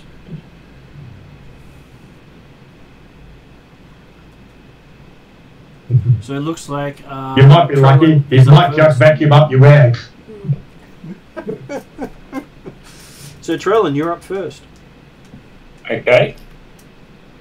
So I got a 28 and a 16. And what were you doing with your 28 and 16? Matching it. Okay. So yes, you hit with both of those. Okay. And so the flame is on.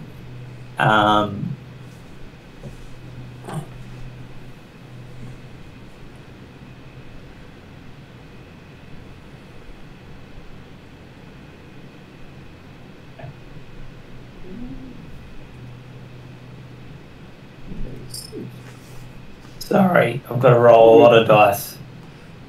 These things do happen.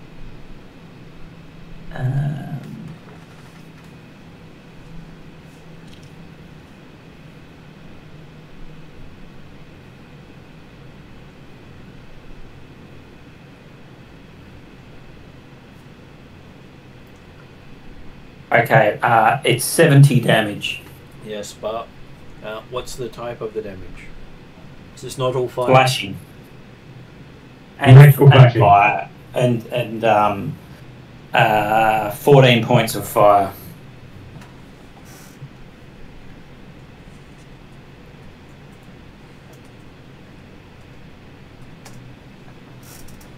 Okay, so and that's with your flaming longsword. Yep. Okay, you run up and slice and dice this mechanical monstrosity into a series of sparks and flying limbs that goes all over the room. Is that a good thing? Guess we'll find out. And then you start seeing flashing red lights appear everywhere. Oh god. Run. You believe you may have just set off a security system. Bloody hell. It was fine last week when we were just going after Veggie Pig. Yeah, correct. We specifically didn't attack any of the robots. But now you've declared yourselves a threat. All because of Bradshaw.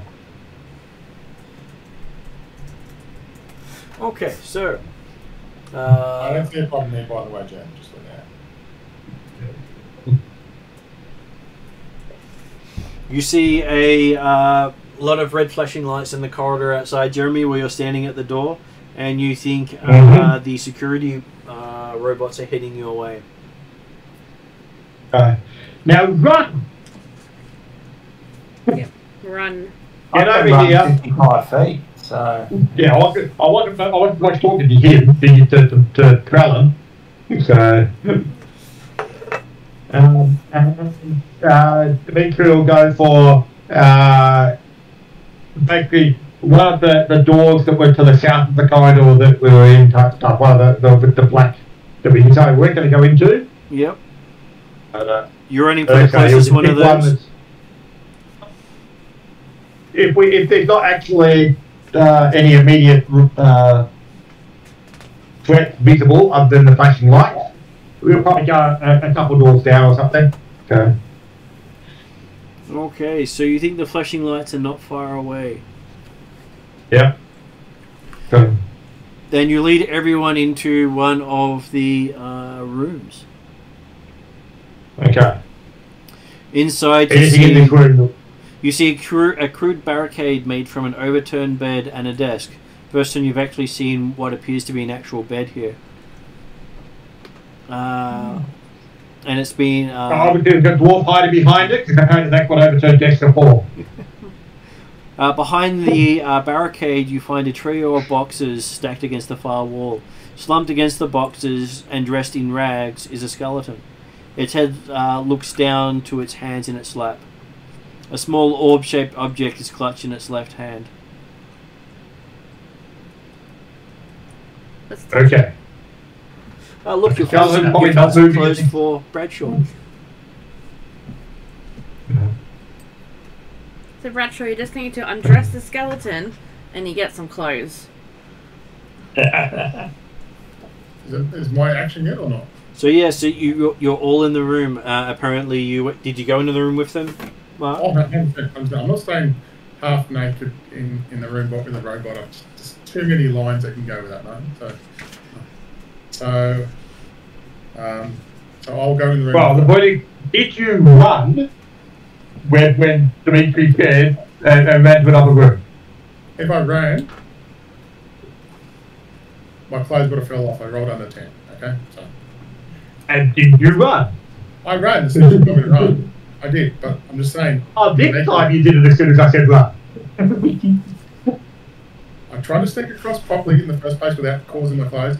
You just told me to run, and then I ran after that. I said, the first time I said, quickly. Yeah, it took me to... Okay. So with the door closed, can Dimitri basically at the door listening, trying to hear if there's anything coming from the outside further? And then, yeah. Okay, so it sounds as if it's coming your way, and there doesn't seem to be a way out of this room. I'm going to do a little insight check on the orb thingy. Mm-hmm. Try and figure out what it is. Hmm. 18. 18. Looks like it's some form of technology like those syringes. Anything more? What happens if you touch it? Did you touch it? I touch it with my mage hand again. Okay. Okay, so as you touch it, everyone in the room gets to make a dexterity saving throw. Sounds gas. As the little orb goes boom. Shouldn't really leave me alone with like shiny things. What are we doing? Dexterity saving throw. Security saving throw. Okay. 18. 19. How much did you get? 19. 19 and 18. How did Bradshaw and Dimitri go? Well, Dimitri was obviously too busy listening to the door thinking that was the way the threat was coming from. So we did +9, he got 12. And I'm rolling for perception, am I? You're rolling dexterity Dexterity. saving what? throw. Oh, at the same. I don't think I've got. No, it's only mine.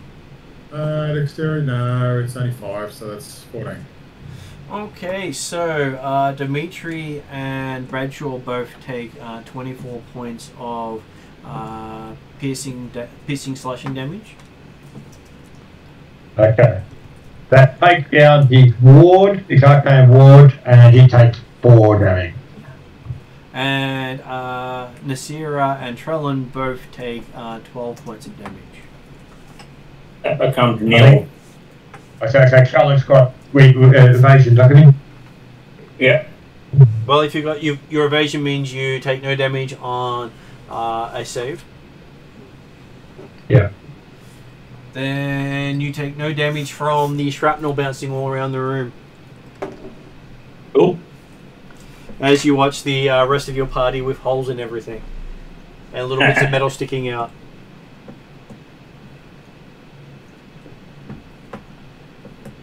Seems someone set off a booby trap. Don't know who. And looks as if the clothes on the skeleton are no longer usable. Oh.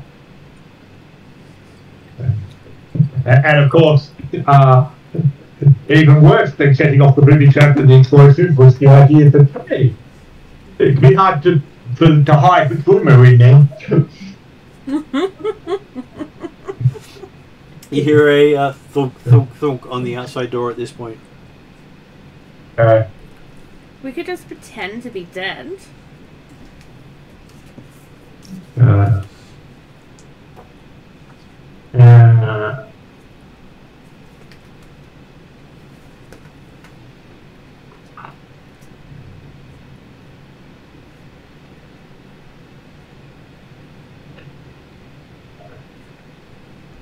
Demetri will ignore the thunk for a moment, for the time being, and see if it goes any further. Telling people to be quiet, you're like indicating shush. Quiet. Okay, so Yeah, what so is? I've got blue boots of elven kind, so they don't make any sound when I Yeah. move.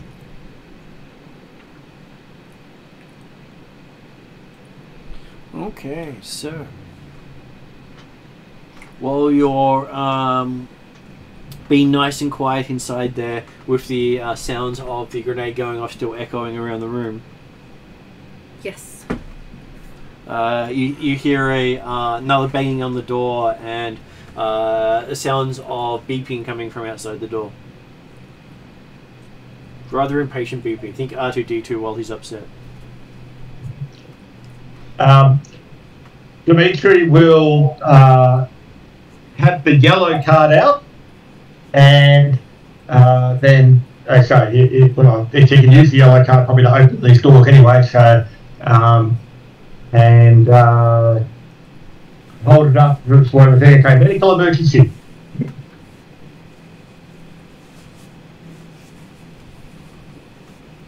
Okay, so as you're holding up the card, the door opens and you see a hulking monstrosity with what looks to be about 4 arms pointing in your direction with glowing tips.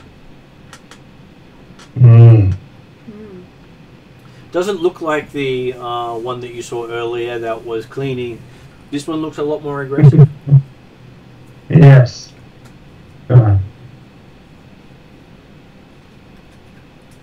He'll try surreptitiously stepping to the side of those glowing tips and things like that, but still holding up the yellow thing saying, emergency but under control. Not required. While he is talking to the robot, I am hiding behind The barricade. barricade. Yes.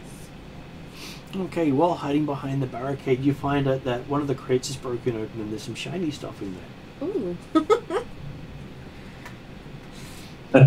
You start collecting shiny stuff? Shiny, shiny. Shiny stuff. Yes. While you are defending our lives, I am hiding behind the barricade, stuffing my pockets.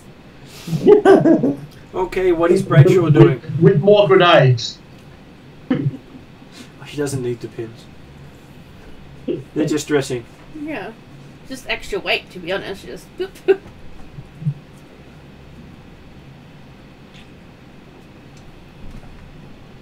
So, what is our Bradshaw doing, though he is on mute at the moment?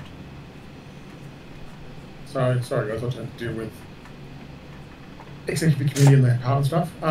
So yeah, look, I'm going to try to find a place to hide considering I have no clothes on at the moment, and Okay, so you dive in next to the halfling. I try not to sit right next to her naked. I try to do it in a way that's not too. Well, you try, but you don't succeed. Give me a performance roll. 14. Well, you managed to hide most of it. It's okay, I'm too distracted by the shiny stuff I'm putting in my pockets. I just direct you to the upper boxes and ask you to, like, what's in there.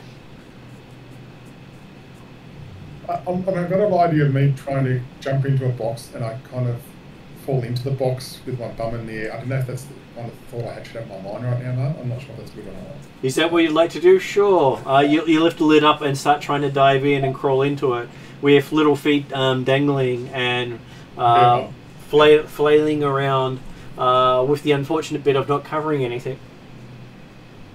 As stealthy as possible, too. You add that now. You know what I'm like, I always add it up. Yeah. So I shall give you a stealth roll with disadvantage. Okay, that's a good first roll. Which was the same, 11 on both rolls. That's a 16.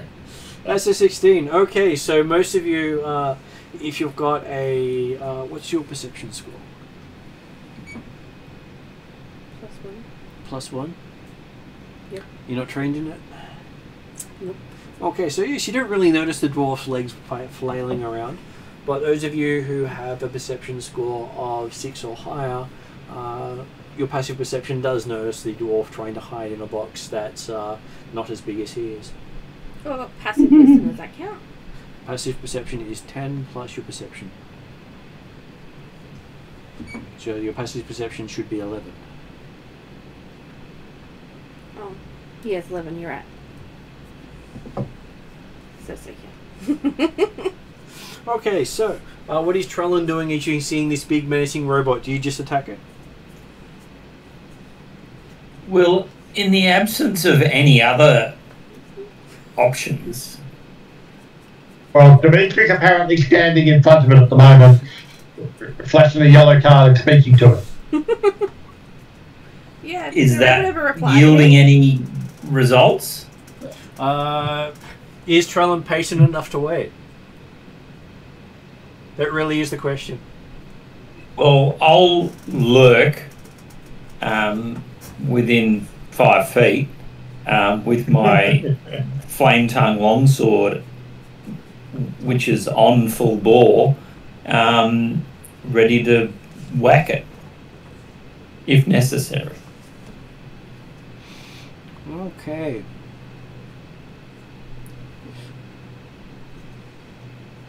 So,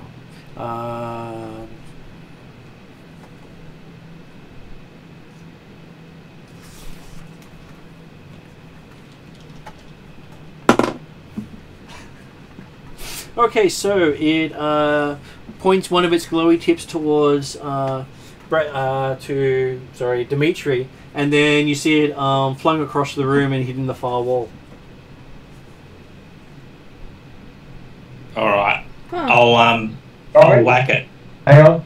Can you repeat what you saw what happened there? It pointed one of its glowy tips towards Dimitri, and then it was flung across the room and hits the far wall, the corridor. Okay. Away from, so it's now, it was outside the room, it could be out of the door, but now it got plugged to the other side of the corridor, like away from us. It has, yes. Okay. Okay.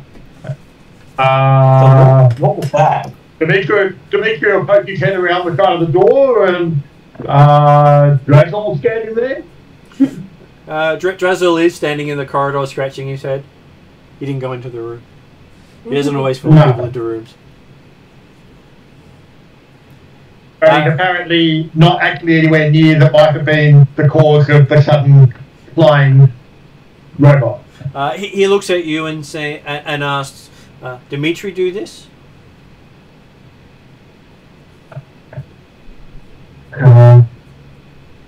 Well, Dimitri's looking around. He won't answer Drazel because it's usually not much point anyway. And he's looking around for what might have caused flying robots, or if the idea that could certainly keep me flying not in its own control. Is that right?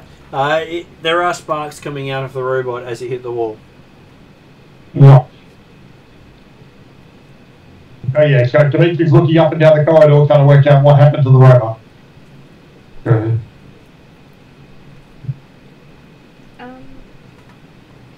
I'm going to do an And if you insight check can't to see show anything, you'll go across to the robot. Okay, so give me insight. And let's see what you notice. Nat 20. Natural 20. Okay, so you recognize that you've found 12 more of those healing syringes. Okay. Not sure if they're working, but you found 12 more.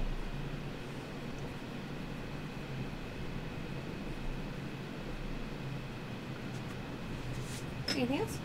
That was all that was in this crate. Okay. The one underneath it seems to have what looks to be candy bars. I'd like to take them too. I'd like to open the crate. Well, they're figuring out the robot situation, which I'm not aware of because I'm still hidden behind the table. I'm just hearing some bangs. I'd like to open the second crate. Okay, so Bradshaw, with his head in the third crate, has found what appears to be shiny. Looks like something you hold on to with buttons all over it. Looks like it's a non-dwarf thing, so I go pass it to the halfling. So you give those little handle things to the halfling? Yeah. Does it resize itself? It does not. And you also find 10 discs. Yep. It's technology.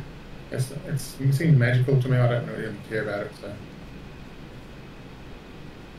So do you give me the 10 discs too? Yeah, of course. I give everything to you because you seem to be smarter than all these things I know. Does my insight check account for trying to figure out what those things are? No.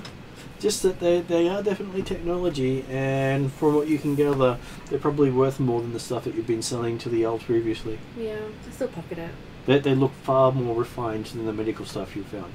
And the candy bars too. Okay, so Jeremy, Trell and Martin, what are you doing with the robot in the corridor as it seems to start standing back up again? Dimitri had a look at either end of the corridor, like each way down the corridor, to see if he can work out what caused the robot to jump away or be flung into the air, etc. And then he was going to head across to the robot if it was apparently sparking and damaged, a bit like one that we'd seen earlier, where we was able to potentially have a look at its innards. But as he goes across, but this one starts to move again and starts to get up. It does. You think it may have misfired when it was shooting at you? Right. So you and Trellin get to act first. What do you wish to do? Having played with the other robot, the worker robot earlier on, do I think I could find a deactivation capacity at all? Did I find the off switch on any of the robots? They didn't seem to have an off switch. Unless, of course, you open them up, then pulling wires out will definitely turn them off. That's right. We moved the power disc. There was no access port to the power disc to try and move that. Nothing visible. But it does appear to be the vessel security, so you're expecting it wouldn't be easy to deactivate. No, that's right. That's right.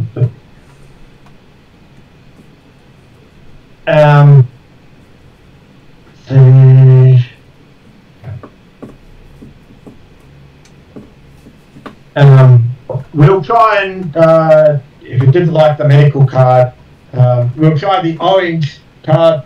Security, it's now under control. while it's still a bit disorientated. I deliberately try not to be in front of the glowy pointy bit, but... Okay, so when you flash the orange card, it seems to stop having red lights flashing on it. Okay. Apparently the yellow card wasn't good enough for it. Sorry, what was that? Apparently the yellow card was not good enough for it, even though it is of a higher rank. Yeah, okay. And do the other flashing lights in the corridor die as well? They do, and you see it sort of starts hobbling down the corridor. Cool. Okay.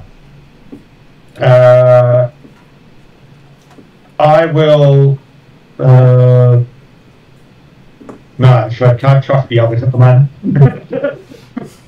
Looking in, you see Bradshaw's part way into a box about a 2/3 his size.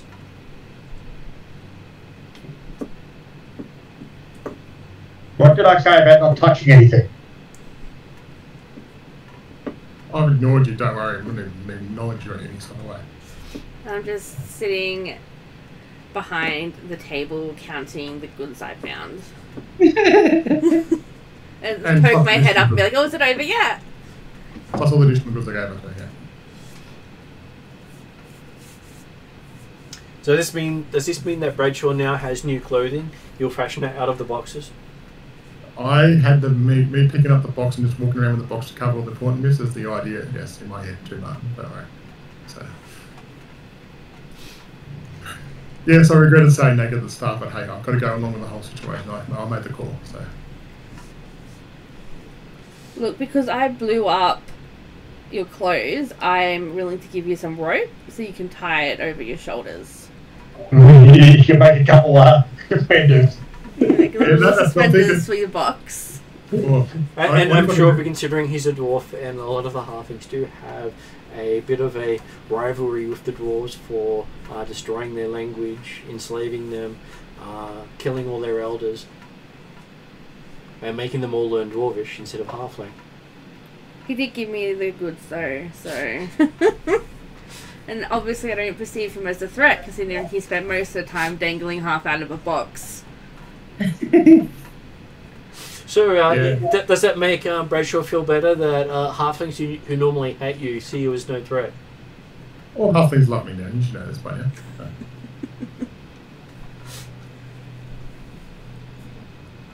Mystara will find out later when she meets my, going back to my castle and see all the halflings there. It's all good. Okay, so you've been given some rope to help tie your box together. Yep. I will do the best cardboard braces of all time. So you ask someone else to do it for you? No, I'll do it. I'll do it. But okay, I better. Okay, survival check then.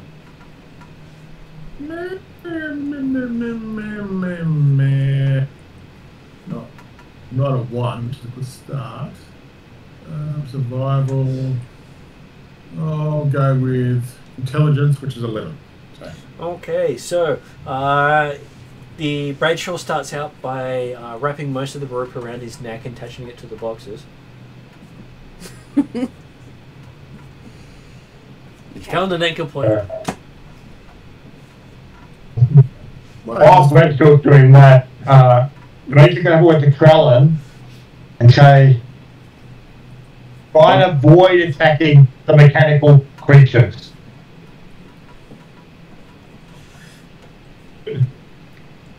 If we can, we will always go for outrunning the mechanical creatures, not attacking them.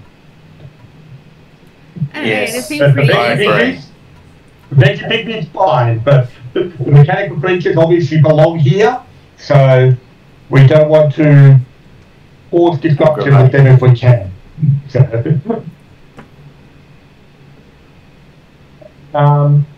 and does he see the halfling going through the treasures that she found? Well, you see that she's counted out and stacked things and then put it away. Did Dimitri notice the discs? Give me a perception roll. Yeah, because I wouldn't mention them. 21. Yes, you did notice that the halfling was putting some discs away. Do they look like the power disc that was in the worker robot? They do resemble it. But of course, hard to tell. It was a glance that you had as it went away. Yep, okay, well, okay, early glance, okay. That's probably what we're looking for. Let me have a closer look at those discs. Why? Because they're probably a ticket out of here. Okay, fine. You can have a look. He had to be logical, didn't he? Damn. I show you the discs. But you don't show the syringes? No, they're for later use. That's right, no, that's right. Because how badly damaged do people get from the explosion? So, Dimitri took 24 points of damage in total, not counting No, not counting what was absorbed by his shield. Yep. Narissa took 19 points in total. Did I? Yes, because you took some from the toxin. Oh. You'd already taken some damage. Trellin has taken absolutely no damage so far. He does live a No, that's right. And Bradshaw has taken 31 points in total. Not counting the bleeding feet, so I should roll for that. So we'll add a whole 1 to that, so he's on 32 damage. Although, didn't he get some healing back from the hug from to stop his feet bleeding? He did, that's why I only rolled 1 dice for all the rounds he was bleeding for. Happy with that. Okay.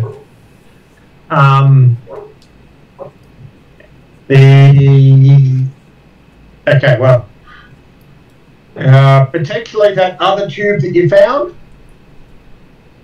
Try it on Bradshaw. What?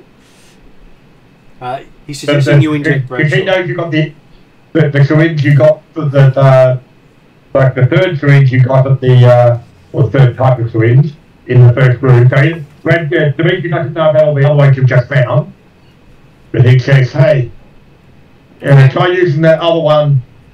Try giving him a shot." Okay, I'll use the half-used one already, which has 2 uses in there. Okay, roll 2d12. Wait, what? 2d12? 2d12, yes. Leave those ones out. It's huge if it's healing.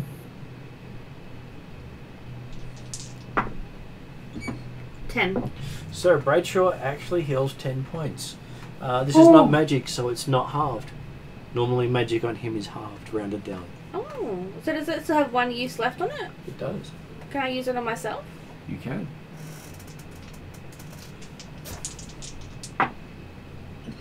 16. 16. Okay, so you're down to only 3 damage. Ooh. It was Dimitri coming in or something was that you use it yourself after having tested it on Bradshaw. So.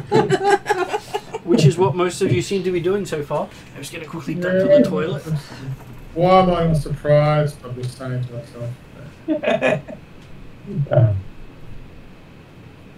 Hey, as far as Bradshaw's concerned, Dimitri said, "Hey, use one of those healing sprays on it," and it worked.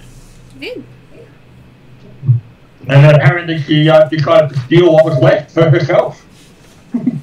I don't think it's stealing if I have it.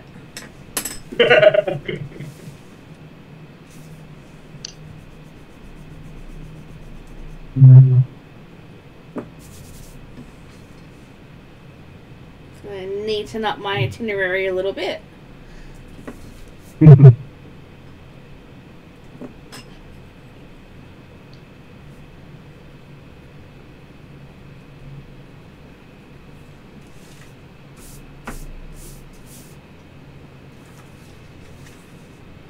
Am I still holding the 10 discs or have you taken them off me? well, okay, if you bought them out, so I could see, then Dimitri's certainly having a look at them to see if they were what he thought they were. And if they are, then he will plan to commandeer them unless you specifically make it difficult. So, Oh, it is my I'm escape. perfectly happy if you go for it. You do recognize them as power discs, and the one she's given Okay. you has been fully drained of energy. So the Right. all 10 of them are drained So by energy. Just the one you gave him. all of them have it. Yeah. Okay. So the one you gave me, all of them. Just the one I gave you. I'm assuming she only pulled out one. Yeah. Okay. We are talking about a hoarder after all. That's good. No, that's fine. That's nice. Well, Dimitri will have a look at it and say, well, yep, this is certainly what we're looking for. Unfortunately, this one's not useful at all. Okay, we've It got one more. has no magic left in it. You do expect that Okay. you might be able to recharge it, given you can find the right location. Yep. So, You try another one. It does have power. Narina brought out the rest of them? She brought out a second. We're at a second one. Okay. Okay. You're used to the numbering on these things, so you recognize it as being fully charged with 6 charges. Okay. Was there anything else in these boxes? There was 8 more discs if you want to look at them too. Oh, yeah. I'll have a look and see which one's charged or not charged. Okay. So you find you now have 5 charged discs. 5 charged discs and 5 discharged ones. Is that right? That is correct. On the idea that we might be able to charge it, but you don't bring out the button handles. Well, you didn't ask for them. Dimitri asked for anything else in the boxes. I didn't expect quite to say you didn't know what was in there. I said there was 10 discs. Yeah, and that's right. That's right. As a player, I'm just double checking what Dimitri knew about or didn't know about. Does Bradshaw pipe up at this stage because he also gave the halfling things? Does he help Bradshaw? Does he help Dimitri, or does he hinder Dimitri? That close, I rolled a 2, not a 1. So you, I will say, oh, you know, I gave the halfling some other stuff too. He gave me this remote.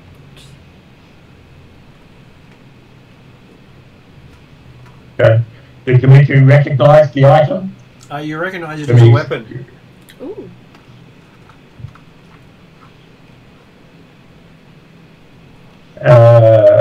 As in, it's like something, the sort of thing that had been he's playing on one of those games. It was exactly the same thing you've been playing in one of those games. Okay. Does it appear to have does it appear to be charged? It does not. It has a slot for a power disc though. Okay. Dimitri will slot in one of the powered discs and So that's how you... demonstrate. Okay. I'll give you a big look at that one. Yep. Where is there is my dice. So how does that look to you guys for a weapon? Okay. It looked more like some sort of scanner device, but the So that's why if you hadn't have done it, you would have thought it was a scanner and then go to scan each other. Beep. so from his understanding of the training games and things like that, There is a bigger one, sort of, but Oh, you don't have that one. Look at how unwieldy that is to use. Because it's people doing science fiction in the 70s. Yeah. What does from the training games, does Dimitri know what sort of discharge the thing does? Okay, so there is a glass emitter that sits above the hand that when you turn the dial on the side sends out a blast of energy. In a like an area effect type thing, or is it a single target?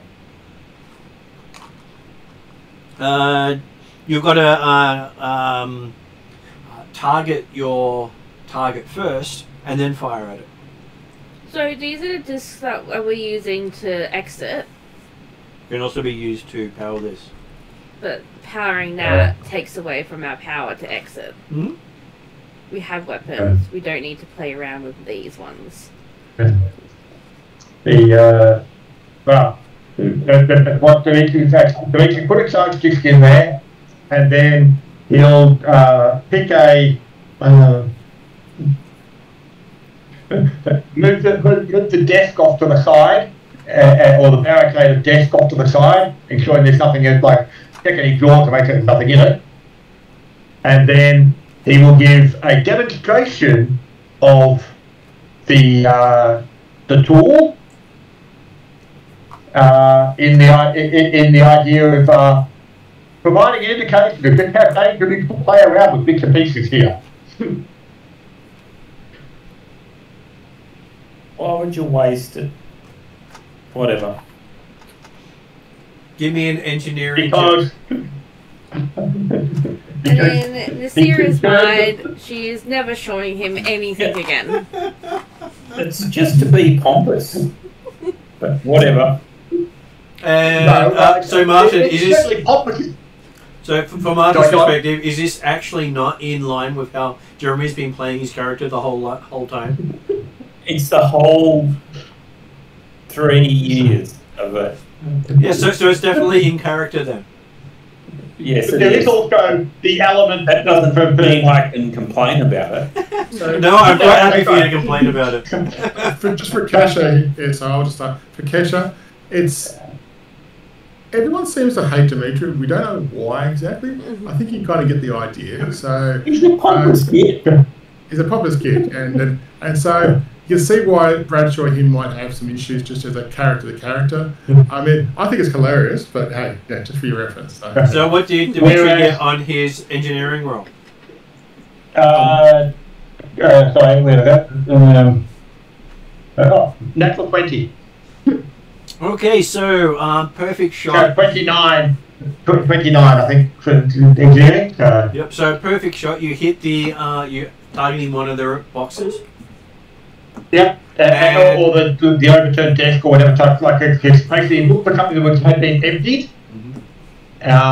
and he deliberately put it. If there's a dial to indicate like power, he would have put it on a high power, because whilst he is being pompous, the actual reason for doing this is just to indicate just how dangerous it is to be whittling around with random items on the ship, touching shiny things, knocking over tables. Okay, so as you fire it, a pulse of blinding light shoots out of it and starts ricocheting around the room. Everyone gets to make a reflex saving throw, dexterity saving throw.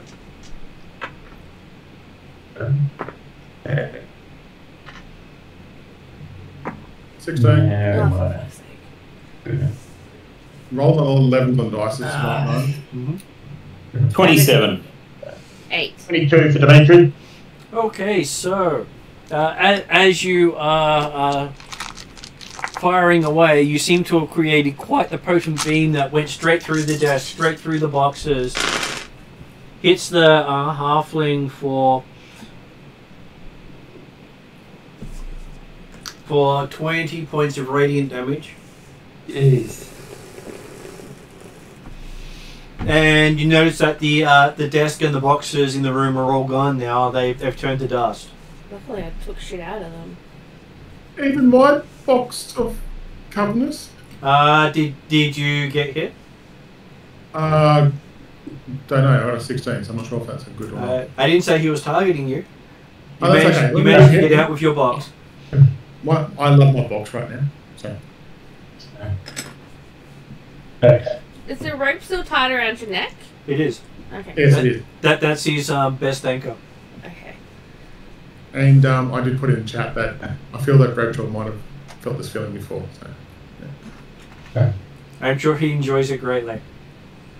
It's been more of a forced onto him situation, but that's a story for another day. He put the rope around his own neck this time.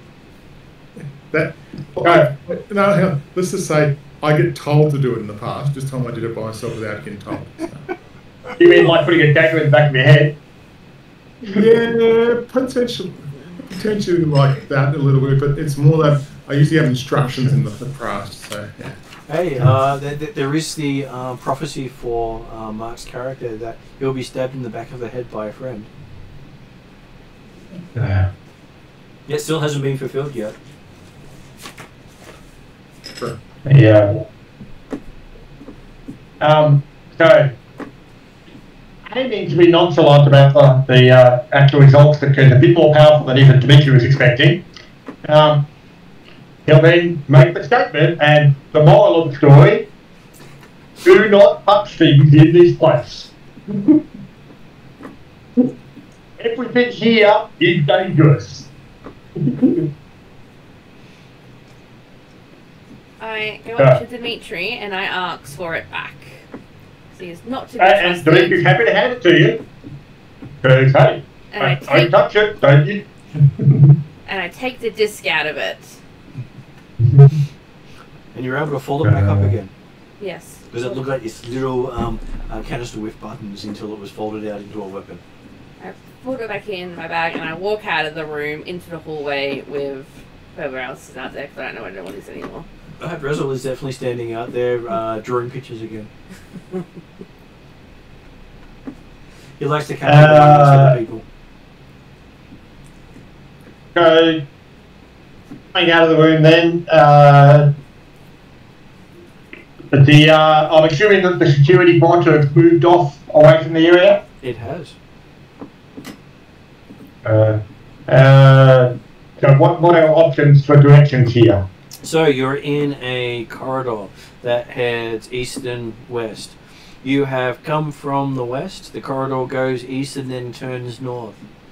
There are two rooms that you can see. Well, there are 5 doors you can see on the south wall. You're at the second door of the 5. Yep. And they've all got black keypad? They do have black access points. Which way did the security bot go? The security bot went westward. Okay. You have a feeling that you're in the high security area. Mm-hmm. Do we have a black card? Oh, you got black cards, yes. Black cards, the Yep. lowest access point. It's for travelers. Why are there black doors in a high security port? Well, I might be the kind of thing that considering the central area we were in where we found you guys, it's probably more the secure area. Where it's got a corridor leading like on the outside of it. Should we just start like opening doors and see what's inside them? Right, more treasure. We are looking for power discs, and we found power discs in a box in a room. And you found an exploding device. Now, if only you can find them without the trap. Well, if I didn't touch the orb, it would have been fine. Well, this place has hundreds of rooms. That is the actual map they're going through. Are all these little dots rooms? Yep. Not that many rooms. Just a couple. Which ones have they done already? Not many. Oh. Not They're curious probably enough. probably done about 20 of the 300 odd rooms. Okay, so it's 270 to 280 to go. Of this level. This level, yes. Or is our the idea is that get out of here? indeed. That means now that we've found some power discs, that's potentially going to be helping. Mm-hmm. However, we've also got to try and find information on exactly how to go about repairing the door. And it would appear that these black rooms, which appear to be low security rooms, are unlikely to have the information we're looking for. Okay. So At we this keep walking stage, we then? decided we were going to ignore those generally until we're being chased by certain security robots. And then, if we don't find what we need, well, then we can start going room to room afterwards. So, Okay, so we just keep walking in until we find a different colour door. that's currently part of the process, yeah. So, Do you wish to do you wish to Dimitri circle had the suggested, Do you wish to circle the area where you found the high security area? well, if the security bot went off to the west, I would suggest that we want to go, well, You can either follow it or because it went west. You can either follow it or head north. yeah. Dimitri's first thought would be to go the other way, but then he's also thinking that potentially if it goes back to its base, then and seemingly it accepted the orange card as a identification. We might get away with it again. We could go and try and follow it back to a security base to view that way, or go the other way and let's try and avoid setting off security alarm until we can find a red card or a grey card. I reckon let's go to security base. There might be cameras or something there we can assess where things are. But if we're going into the potentially, whilst this yellow card is apparently effectively security guards, based on the information we heard earlier, the red cards are the main security, like the higher level security. So I would suggest that we actually want to try and find one of them or a grey card before we start trying to go into the security base itself.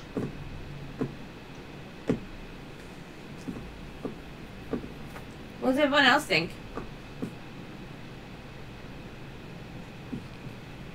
I'd rather go north, but that's me. I want to go back to where I picked up my clothes and I think I didn't hear any of So that. we had a very faint Bradshaw in the background, mumbling in the background. Sorry, I had the microwave because I was, I would like to go back to where I thought I was left before I was maybe grabbed by aliens, kind of thing. So I want to pick up my armour and my gear, that's all. So We that's can't. Rachel, just Yeah, go to a actually, ship. we can't get out of here until we can open the doors. See, if I had a hammer, I could open the doors. You know how it works. Look at that. Drizzle looks Door at that Bradshaw and says, "Not think Bradshaw open door with hammer." Bradshaw normally loses hammers. Where Dimitri basically pointed back down the corridor that went down to the south and said, hey, door that way, go view it. So you can head south into the darkness. I'm sure the veg pygmies won't get you. That's very sarcastic there, Dimitri. I rolled my dice because if anything under 5, I would have walked down the corridor. Okay. So we need to get away out here, but we can't walk down that corridor because you're concerned of what's down there. It's No, that's why we came. It's more they okay. can't open the door. That's where we come from. That was the door. Yeah. Dimitri was going to the door. That's the 20 rooms that we picked. If Bradshaw honestly thinks that brute force would get through the door when Krellin and Dimitri had obviously not gone through the door, Bradshaw's even dumber than Dimitri thinks he is. Though it might be a good point for Bradshaw to give me an intelligence check. I'm on dice, do what I really want to. Damn it, I rolled a 19. You roll a 19. Yeah. You do remember that when you hit the metal that this ship was made out of, when Dimitri hit it, Dimitri was sent flying. You wonder what would happen if you actually hit it with a stronger strike? Good point. But he had something metal to hit it with. I don't have anything but my fist. Well, you're just talking about hitting it with a hammer. Well, and he didn't hit it with something metal, he hit it with his staff, a wooden staff. And the staff went flying several hundred feet. But if we, on 11 on engineering, if I somehow get me to hit a door that's in the other direction that forces that great force back the other way. Every door you're seeing goes up into the roof and comes back down, and the time it takes for it to go into the ceiling and from the ceiling to the floor is less than a second. Okay, that ruled that on, yeah. Okay. Dimitri watches Bradshaw trying to think, and then assures Bradshaw, just as he's about to open his mouth, saying, I've already thought of everything you're going to say. There's already been options have been considered and discarded. Let's move on. Okay, so Bradshaw, the question is, do you want to go north or do you want to follow the security robot? Do you believe in Dimitri or Trellin? Trella. That's just why we have to ask that question. No offense, Dimitri. No offense, Jeremy. I think you're a lovely guy, but sorry, in this stage, Trella wins every time. Well, in fact, Dimitri had specifically not given any indication. He relied on Trellin's choices and relied on Bradshaw's option to go with Trellin's choice. Okay, fair so enough, I believe north it is. North it is.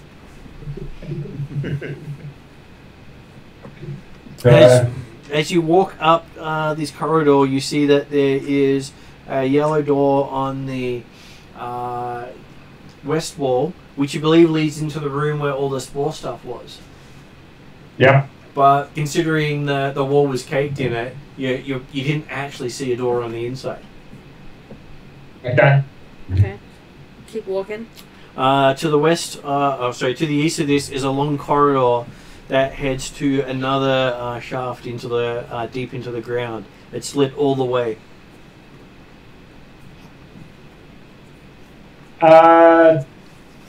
Dimitri, we'll go down that corridor on the idea that might lead to another. If it leads to another shaft, it might have another airlock in the area as well. So you do not see an airlock. You do not see an airlock behind it like the one you came in.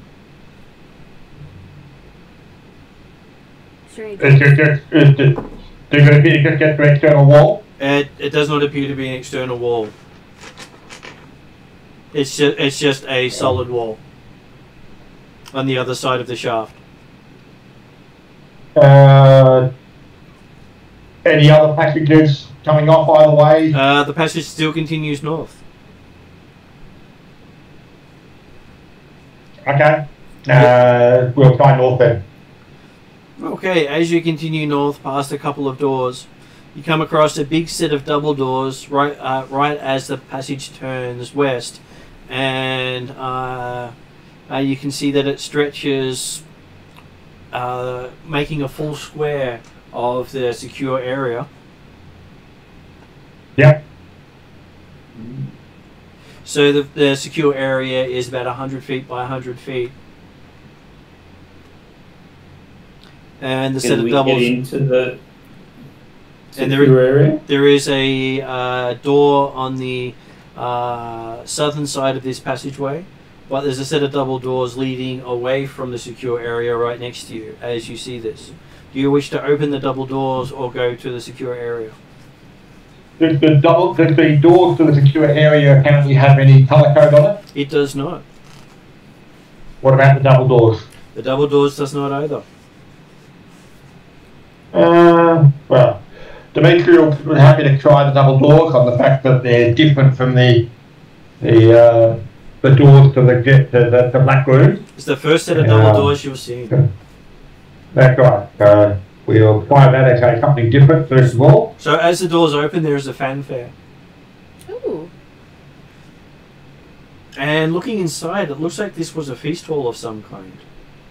It looks like it could feed dozens of people, with overturned tables and eating utensils lying all over the place, as well as bones. Some of the bones even have utensils sticking out of them. Is there anything else in the room?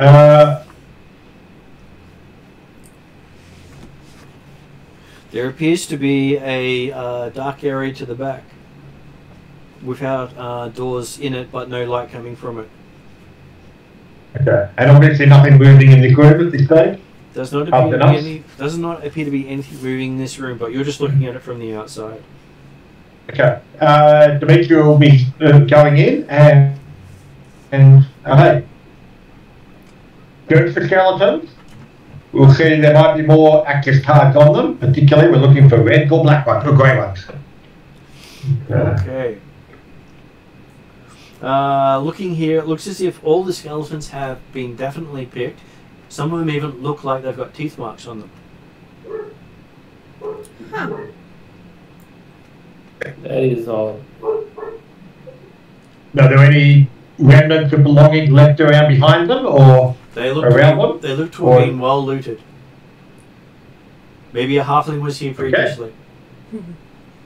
Okay, well, Because the Maybe that's what veggie getting up in the tube. left any teeth marks. The veggie pygmies would not have left teeth marks.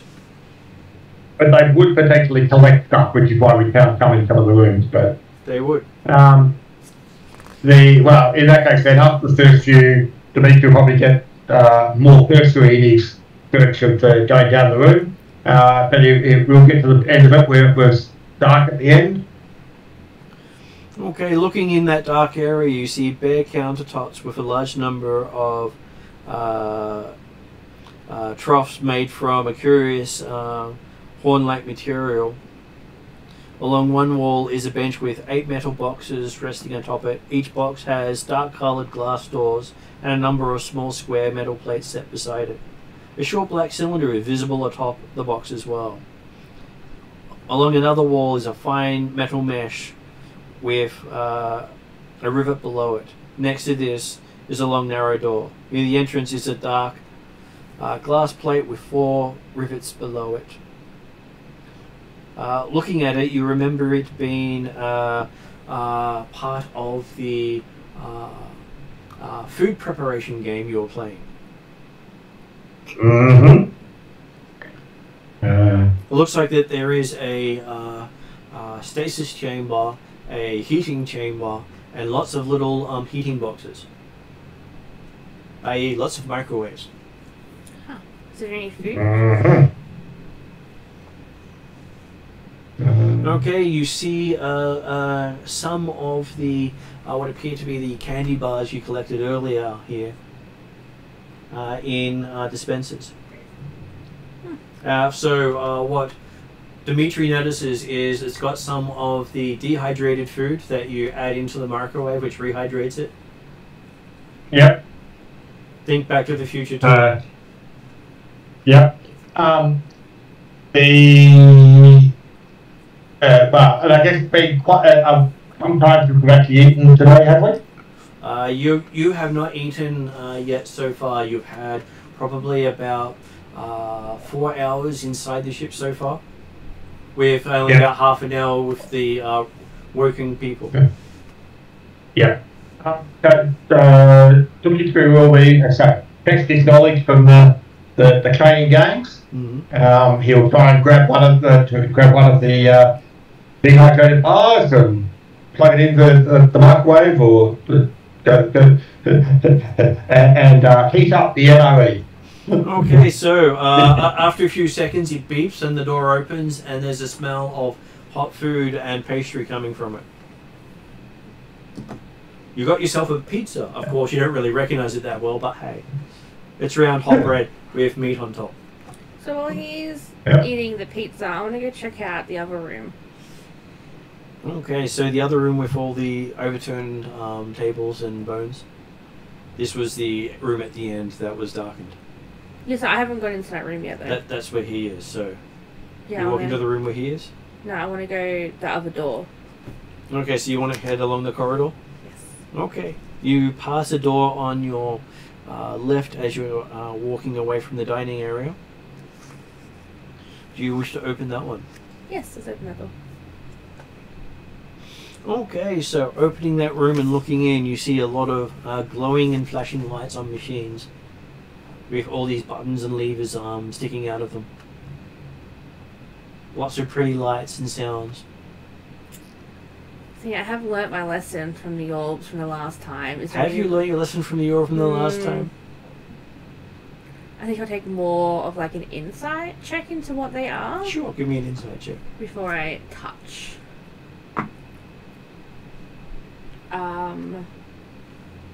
20. 20. This sounds like a training room that Trellin and Dimitri were talking about earlier. Oh, well, the games. You may even find one of them that actually has a contraption that looks a bit like that. I think it's a weapon that Dimitri set off earlier.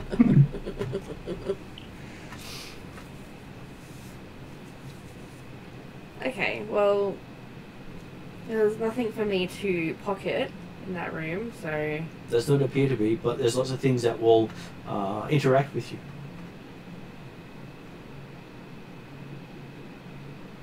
Yeah, let's try pushing a button.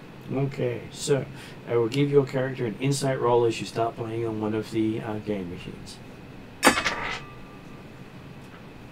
14. 14. Okay, so you do realize that this is teaching you the basic ship's functions and how to recognize and use some of it. So if you went through all the machines here, you'd probably be able to get by on this vehicle without actually knowing what the words mean. Oh, okay. That's how you believe Dimitri's been doing it. Cool. So do I just do them then? You can just spend time here and doing that. Okay. Well, I'll spend some time doing that. So the guys are checking out some other rooms. So while you're doing that, what is Trellin and Bradshaw doing now that Dimitri's actually eating? Well, okay, Dimitri just pulled out the pizza. Yeah, actually, it smells delicious, doesn't it? It does. And you were just going to make it just for yourself? He'll put it on the bench and allow others to grab a piece, or to sort of. Is there any cutlery to cut it up or anything like that, or does it come pre-cut? Well, it comes pre-cut, and you can go get cutlery out of the bones in the other room. No, if it comes pre-cut, that's good enough, and I think he'll place it there and deliberately allow Bradshaw and or Trellin the opportunity to grab a piece. I'll have the first piece because I'm immune to disease and poison, so... So even if it's going to kill someone, you won't be affected, so you can make them feel bad. But as I say, Dimitri apparently being generous, put it out there without necessarily making a statement of going with it, and then he will grab a piece, but deliberately go fairly slowly with his grabbing of the piece. Well, I can tell you that it has an odd flavour or something like that. It does have an odd flavour. You've never tasted it before. It's not poisonous, but it's an odd flavour. Okay, I'll say that. Does it taste good? It is not poisonous necessarily. But do you say whether it tastes good? Yes. It does taste odd. Did Bradshaw grab a piece at all? Yes, I'm just going to turn my taste option to my roll of the dice. Oh, that's not good. 5. Okay, you find it absolutely delicious. Far better than the fare your wife makes. Oh no, no, I don't even think that. And if it's wrong, Martin, if I think that, she knows. Okay, so Maybe you so- should get the recipe for your character's wife. Yay! I didn't know you could cook like this, Dimitri.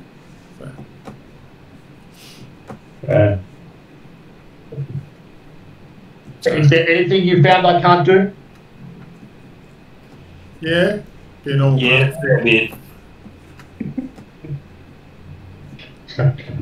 Anything important?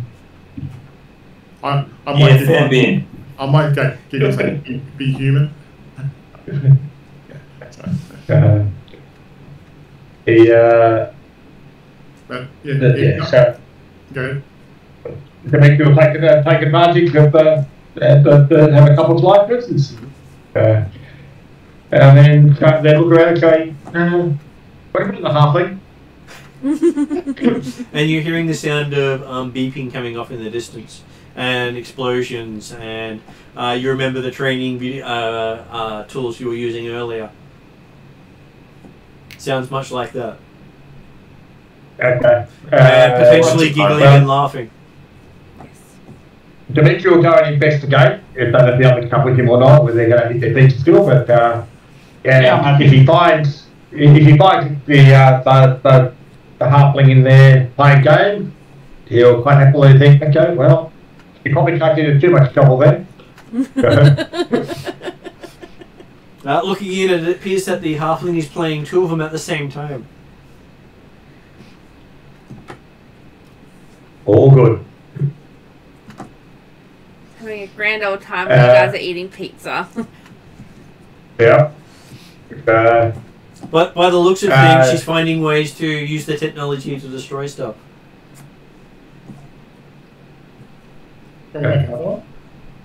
Dimitri will offer one of the slices that he grabbed to the halfling and say, "You hungry?" Feels like you haven't eaten in ages. Yes, thank you. I will open my mouth for you to put this. Keep me Seymour. Dimitri will put the slice. Dimitri will put the slice down on the console because he's not hand feeding yet. Well, I'm playing 2 games at once, so I think I have limited arms.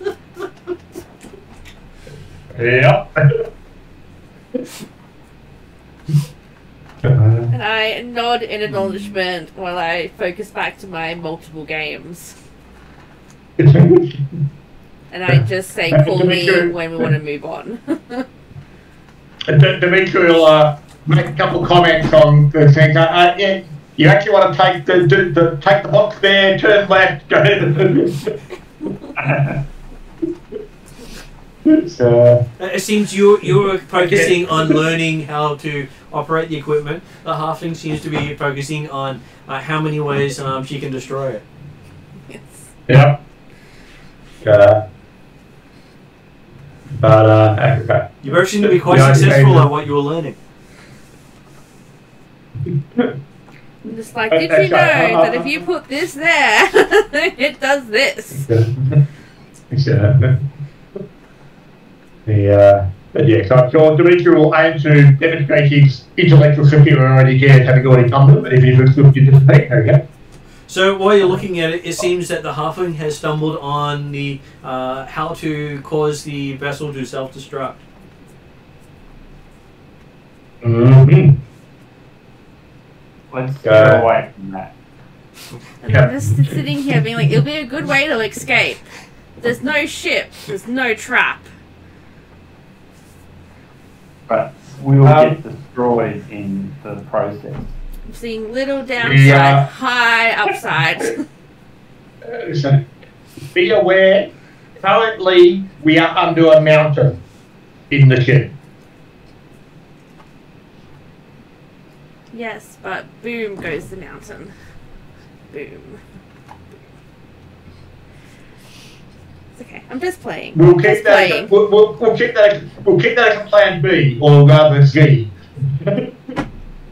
Well, you would destroy a lot of rock home, and that May upset the destroys dwarf. dwarves.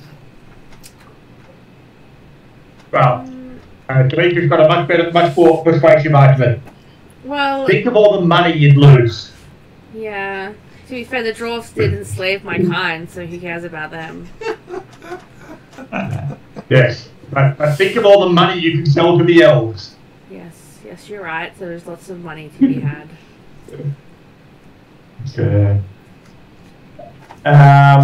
But Dimitri, have a look around and make just see whether there's any different games or training tools in this one. There are quite a few different ones here. And some of these focus on some of the bridge functions, flying through space, blowing things up. Or at least that's how the halfling's playing them. Yes. Yep. Well, Dimitri will certainly have a look through and see if he can, A, looking at ones that he hasn't tried yet, but B, aiming particularly for any educational ones that might explain the language or things like that sort of stuff. Okay, you do find one of them that seems to operate by voice command. It has no controls or buttons. Okay. Does it operate, does it recognise voice and or language that is not the ship's language? Well, every time you talk at it, it seems to record what you say and play it back.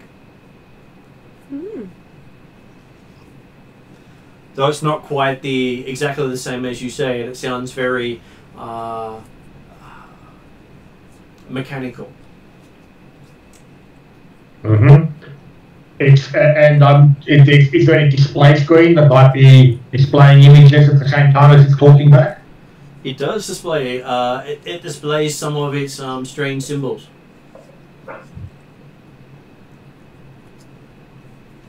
Well, Mitchell probably he's keen to test this one out for a bit then.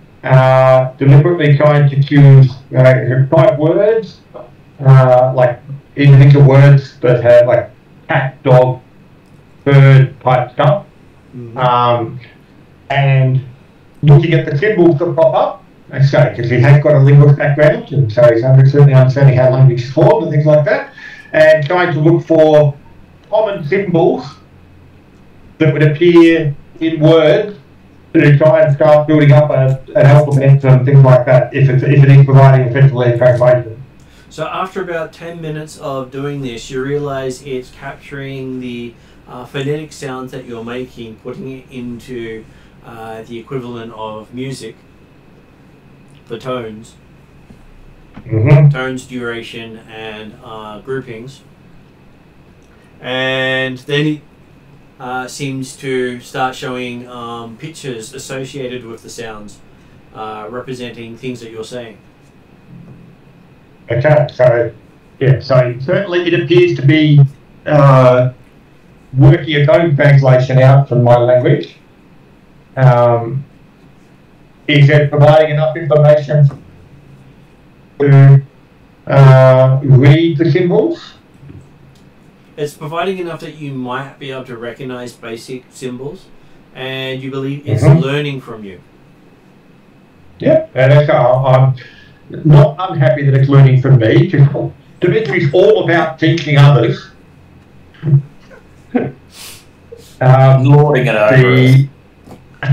As often as you can. Well, let's face it, he might have found a worthwhile student.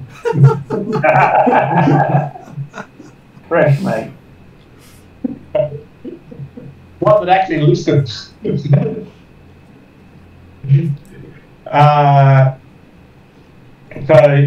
Dimitri's actually perfectly happy to be spending time here, trying to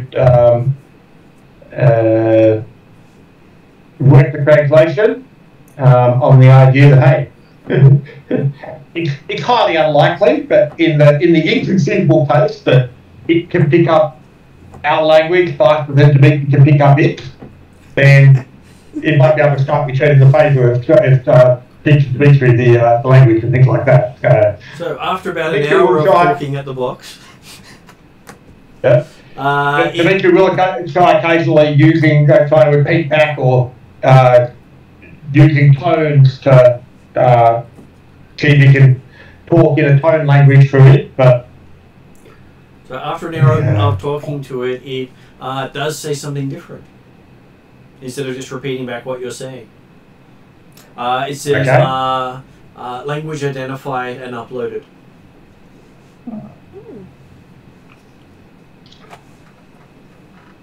And which language were you teaching it? And it said that in Caldara? If that's the language you were using with it, that's the language it says it in. Yep. So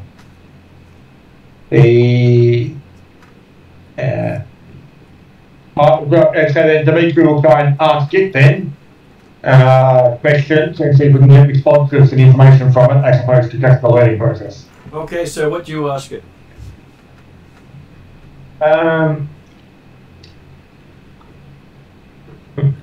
What is this ship?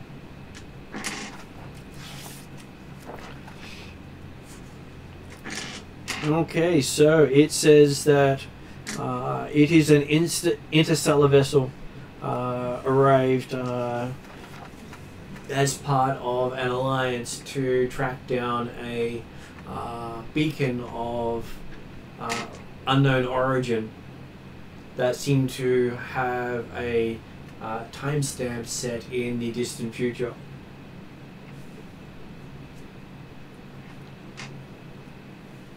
And how long you been here? It gives you a number that doesn't seem to make any sense. Is that it's still trying to provide a language like it's speaking in Sondaran though, and using Sondaran terms for years or centuries or something? It's using words you understand, but it doesn't give you a frame of reference to what its numbers mean. Okay.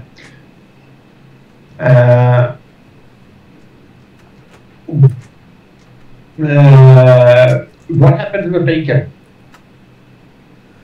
Unknown.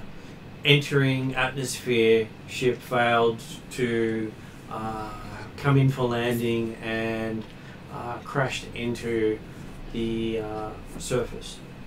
Systems inoperative. Main computer core offline.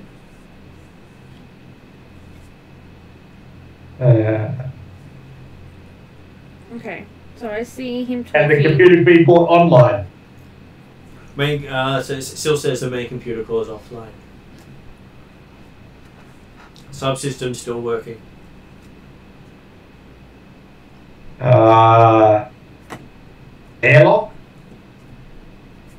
There are 12 airlocks on this vessel. Majority of them are unable to be accessed.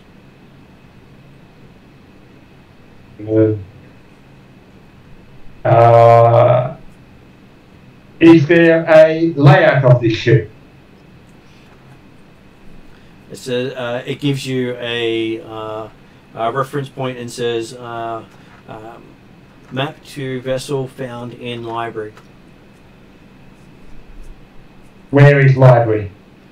Library is 100 meters, 100 feet to your western direction. Westerly, 100 feet westerly.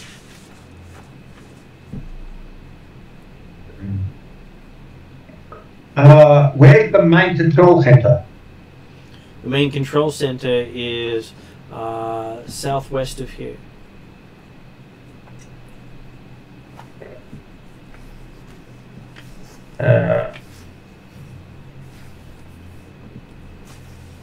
And to describe which way the library was from here, to try to get the bearings that it's using. So the way it's referred to you, you think it's the other door you saw entering the central area of the ship was what it referred to as the library. You hadn't quite reached that. But far. when it said 100 feet, It's roughly. it also give a direction. Yes. And So when it says the control room is southwest of here, that's kind of in the same direction as the library? It makes you think it's south of the library. The library is western. Can you give us? Oh, okay. So potentially the control center is actually in the center of the secure area. Yep. So, to give you an idea of what it's saying to you, you're in room number 5. Library is Okay, here. yep. Command center is here. Yep. Okay. Oh, okay. Where you found the Which dwarf was ones here. are active? So you've Which come up here, airlocks around are here. active? Here was the mess hall. Here was the kitchen. Here's the games Yep. room. Okay. And so, yeah, so when it gave the control center was southwest, it actually gave an indication that the southwest was only like 150 feet or something, like quite close. Quite close. Yeah. As a player, I was expecting you to be somewhere half a dozen layers down and bloody clearing the ship. So. Well, you believe that you are on the. It does list this level as the officials, officers, and technicians' quarters. So I see Okay. him talking to the robot and it's responding. So then I throw out a couple of questions to it. You'd also probably know the same language, considering most of the halflings will have learned that human language. Well, I kind of hope we all understood each other because we're all talking to each other. So going on that basis. So I ask it, where is treasure? Treasure is stored in storage in the lowest levels. The lowest levels, okay. How far are the lowest levels? It says, look at the map In the library. in the library. Yeah, and then next question is, what airlocks are currently working? Currently working, it says that from what it registers, there is one randomly opening airlock in the lower level, Where treasure is? Yep. not at the lowest level, in one of the lower levels. Yep. And specimens are escaping through airlock. Is there any others? All other airlocks appear to be offline. Okay.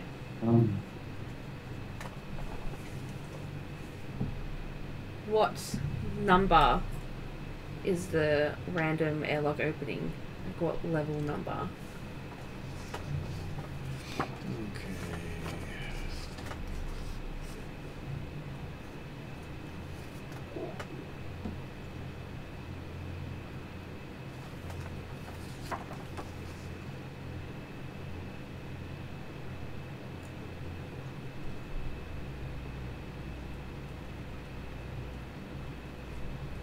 Okay, so it says the level is currently not accessible due to the computer core being offline.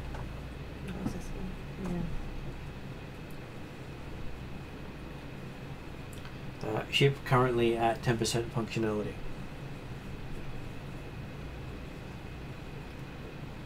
Great. So then I. What access requirements are there to get into the control center? The control center requires grey level access.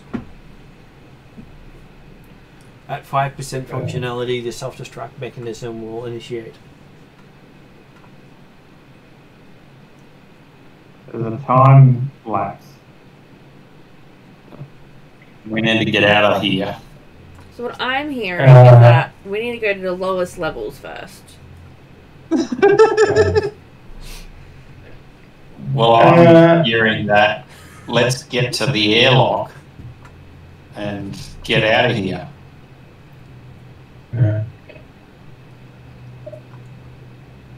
Where are Then I have level to- access cards available?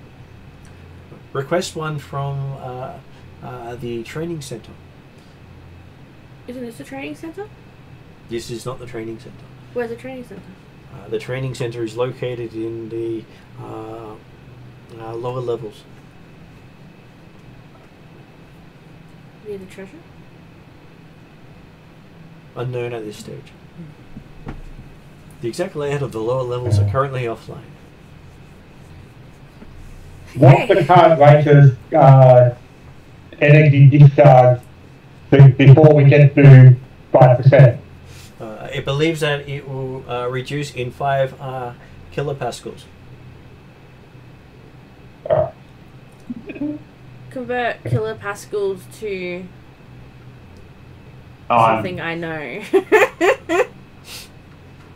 Unknown frame of reference. Into hours. Unknown frame of reference. Into a battery percentage. Noting a 5%. count of. So noting a count of 1, 2, 3, 4, 5 is 5 seconds.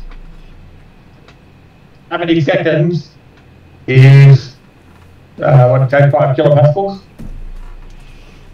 Which I'll now have to figure out for you. Good job.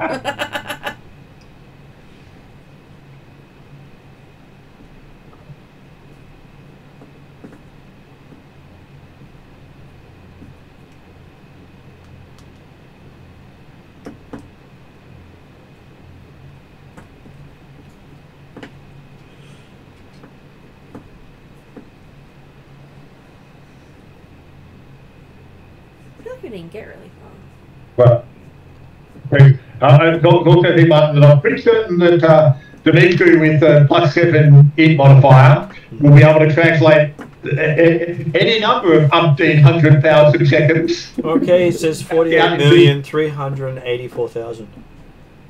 Okay.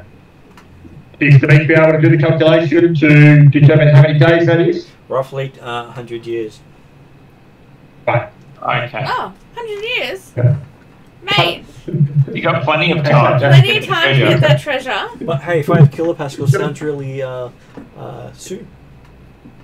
Dimitri does not tell people what that calculation is. He just says, okay, we've got a little bit of time. But he's also aware that with characters blundering around inside the ship, that rate is probably going to go down significantly faster. Let me turn these lights on and off, on and off, on and off. Which is why he's not thinking how long that is. Okay, well, I heard the 48 million, so in my low capacity mind there, I'm like, that feels like a lot. We got a lot of time, guys. Yeah, but it was only seconds. Yeah, but I heard a million, and I can count the money. It's a lot.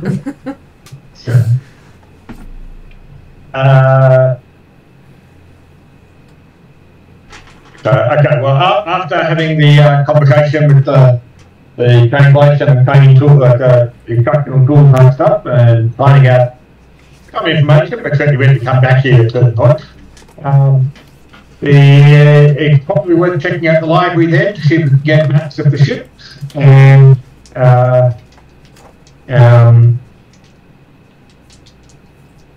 so hopefully find a way to these training rooms or other areas that are likely to provide a grade level access card.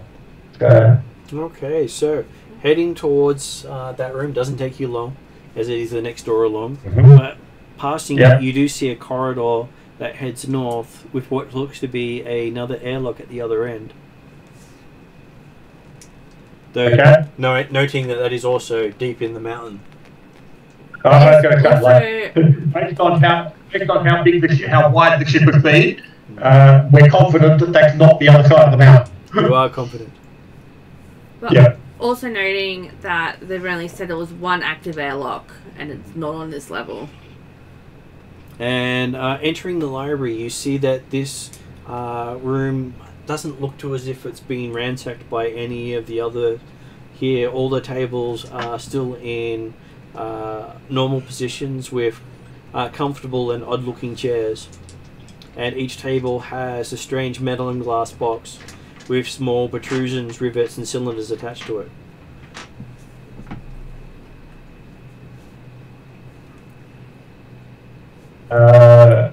were the other two guys Dimitri? still hanging out in the kitchen? They had followed you.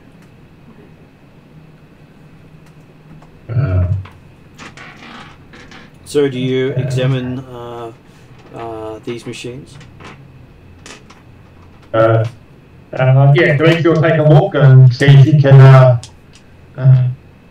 examine how, like, to consider how they're going to work. He's not going to touch anything yet, but he's determining the mechanism. And in fact, he'll likely go back to the training room to confirm or try and get more information on exactly how the library system will work. Okay, so as you have a look at it, one of them lights up and says, "Greeting, traveller.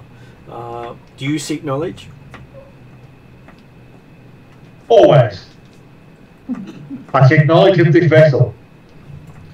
There are many entries on the functions and uses of this vessel. Please identify what you wish to view. I would like to view maps of the vessel. Okay, it starts showing Check you. the plans. Start showing you technical schematics of the ship,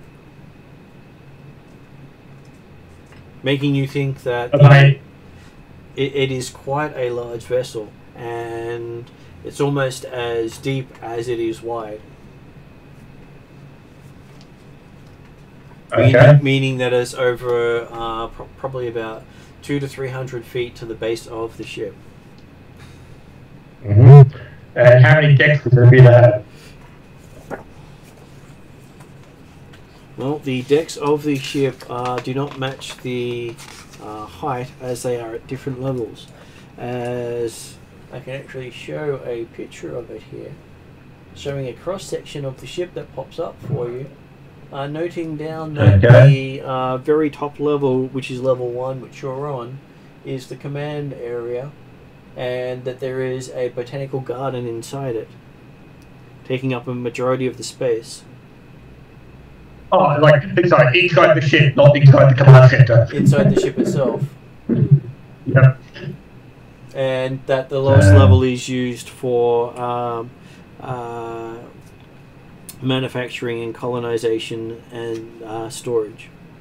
The treasure. So your version of treasure, yes. But the training level is the level above it. Above the treasure? Yes, above the treasure. So really easy access there. So we have to go down there anyway. What's one more level? Which also contains their historical recordings. Information for you. Knowledge.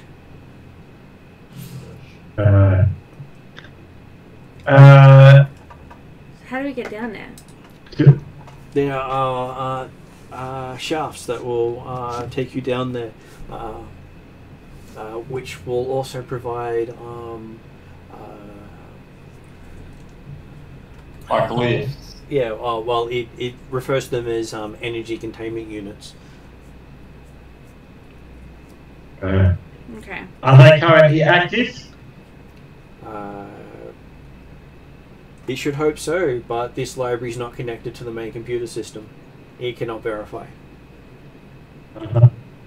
Where is the main computer system? It shows that the main computer system is in the very center of the level. Okay. Does it show there's obviously no access from the library into there? Can we see exactly where the access points are? The access points are through the secure area and security requiring a red card, or through medical requiring a grey card.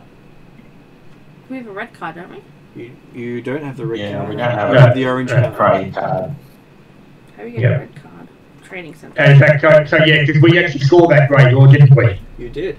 So while everyone's in that room, everyone can make a perception roll while you're in the library. I was about to say to me you're going to be too distracted by reading stuff, but apparently not. You want actual credit. 11. Well, I got a 19 on the dice. I was very close. So I got a 28. Okay, so Dimitri does. Dimitri got 33. Yeah. Settle down, Dimitri. Dimitri does notice a corner of a grey card sticking out from beside the terminal he's at. He will definitely remove the grey card.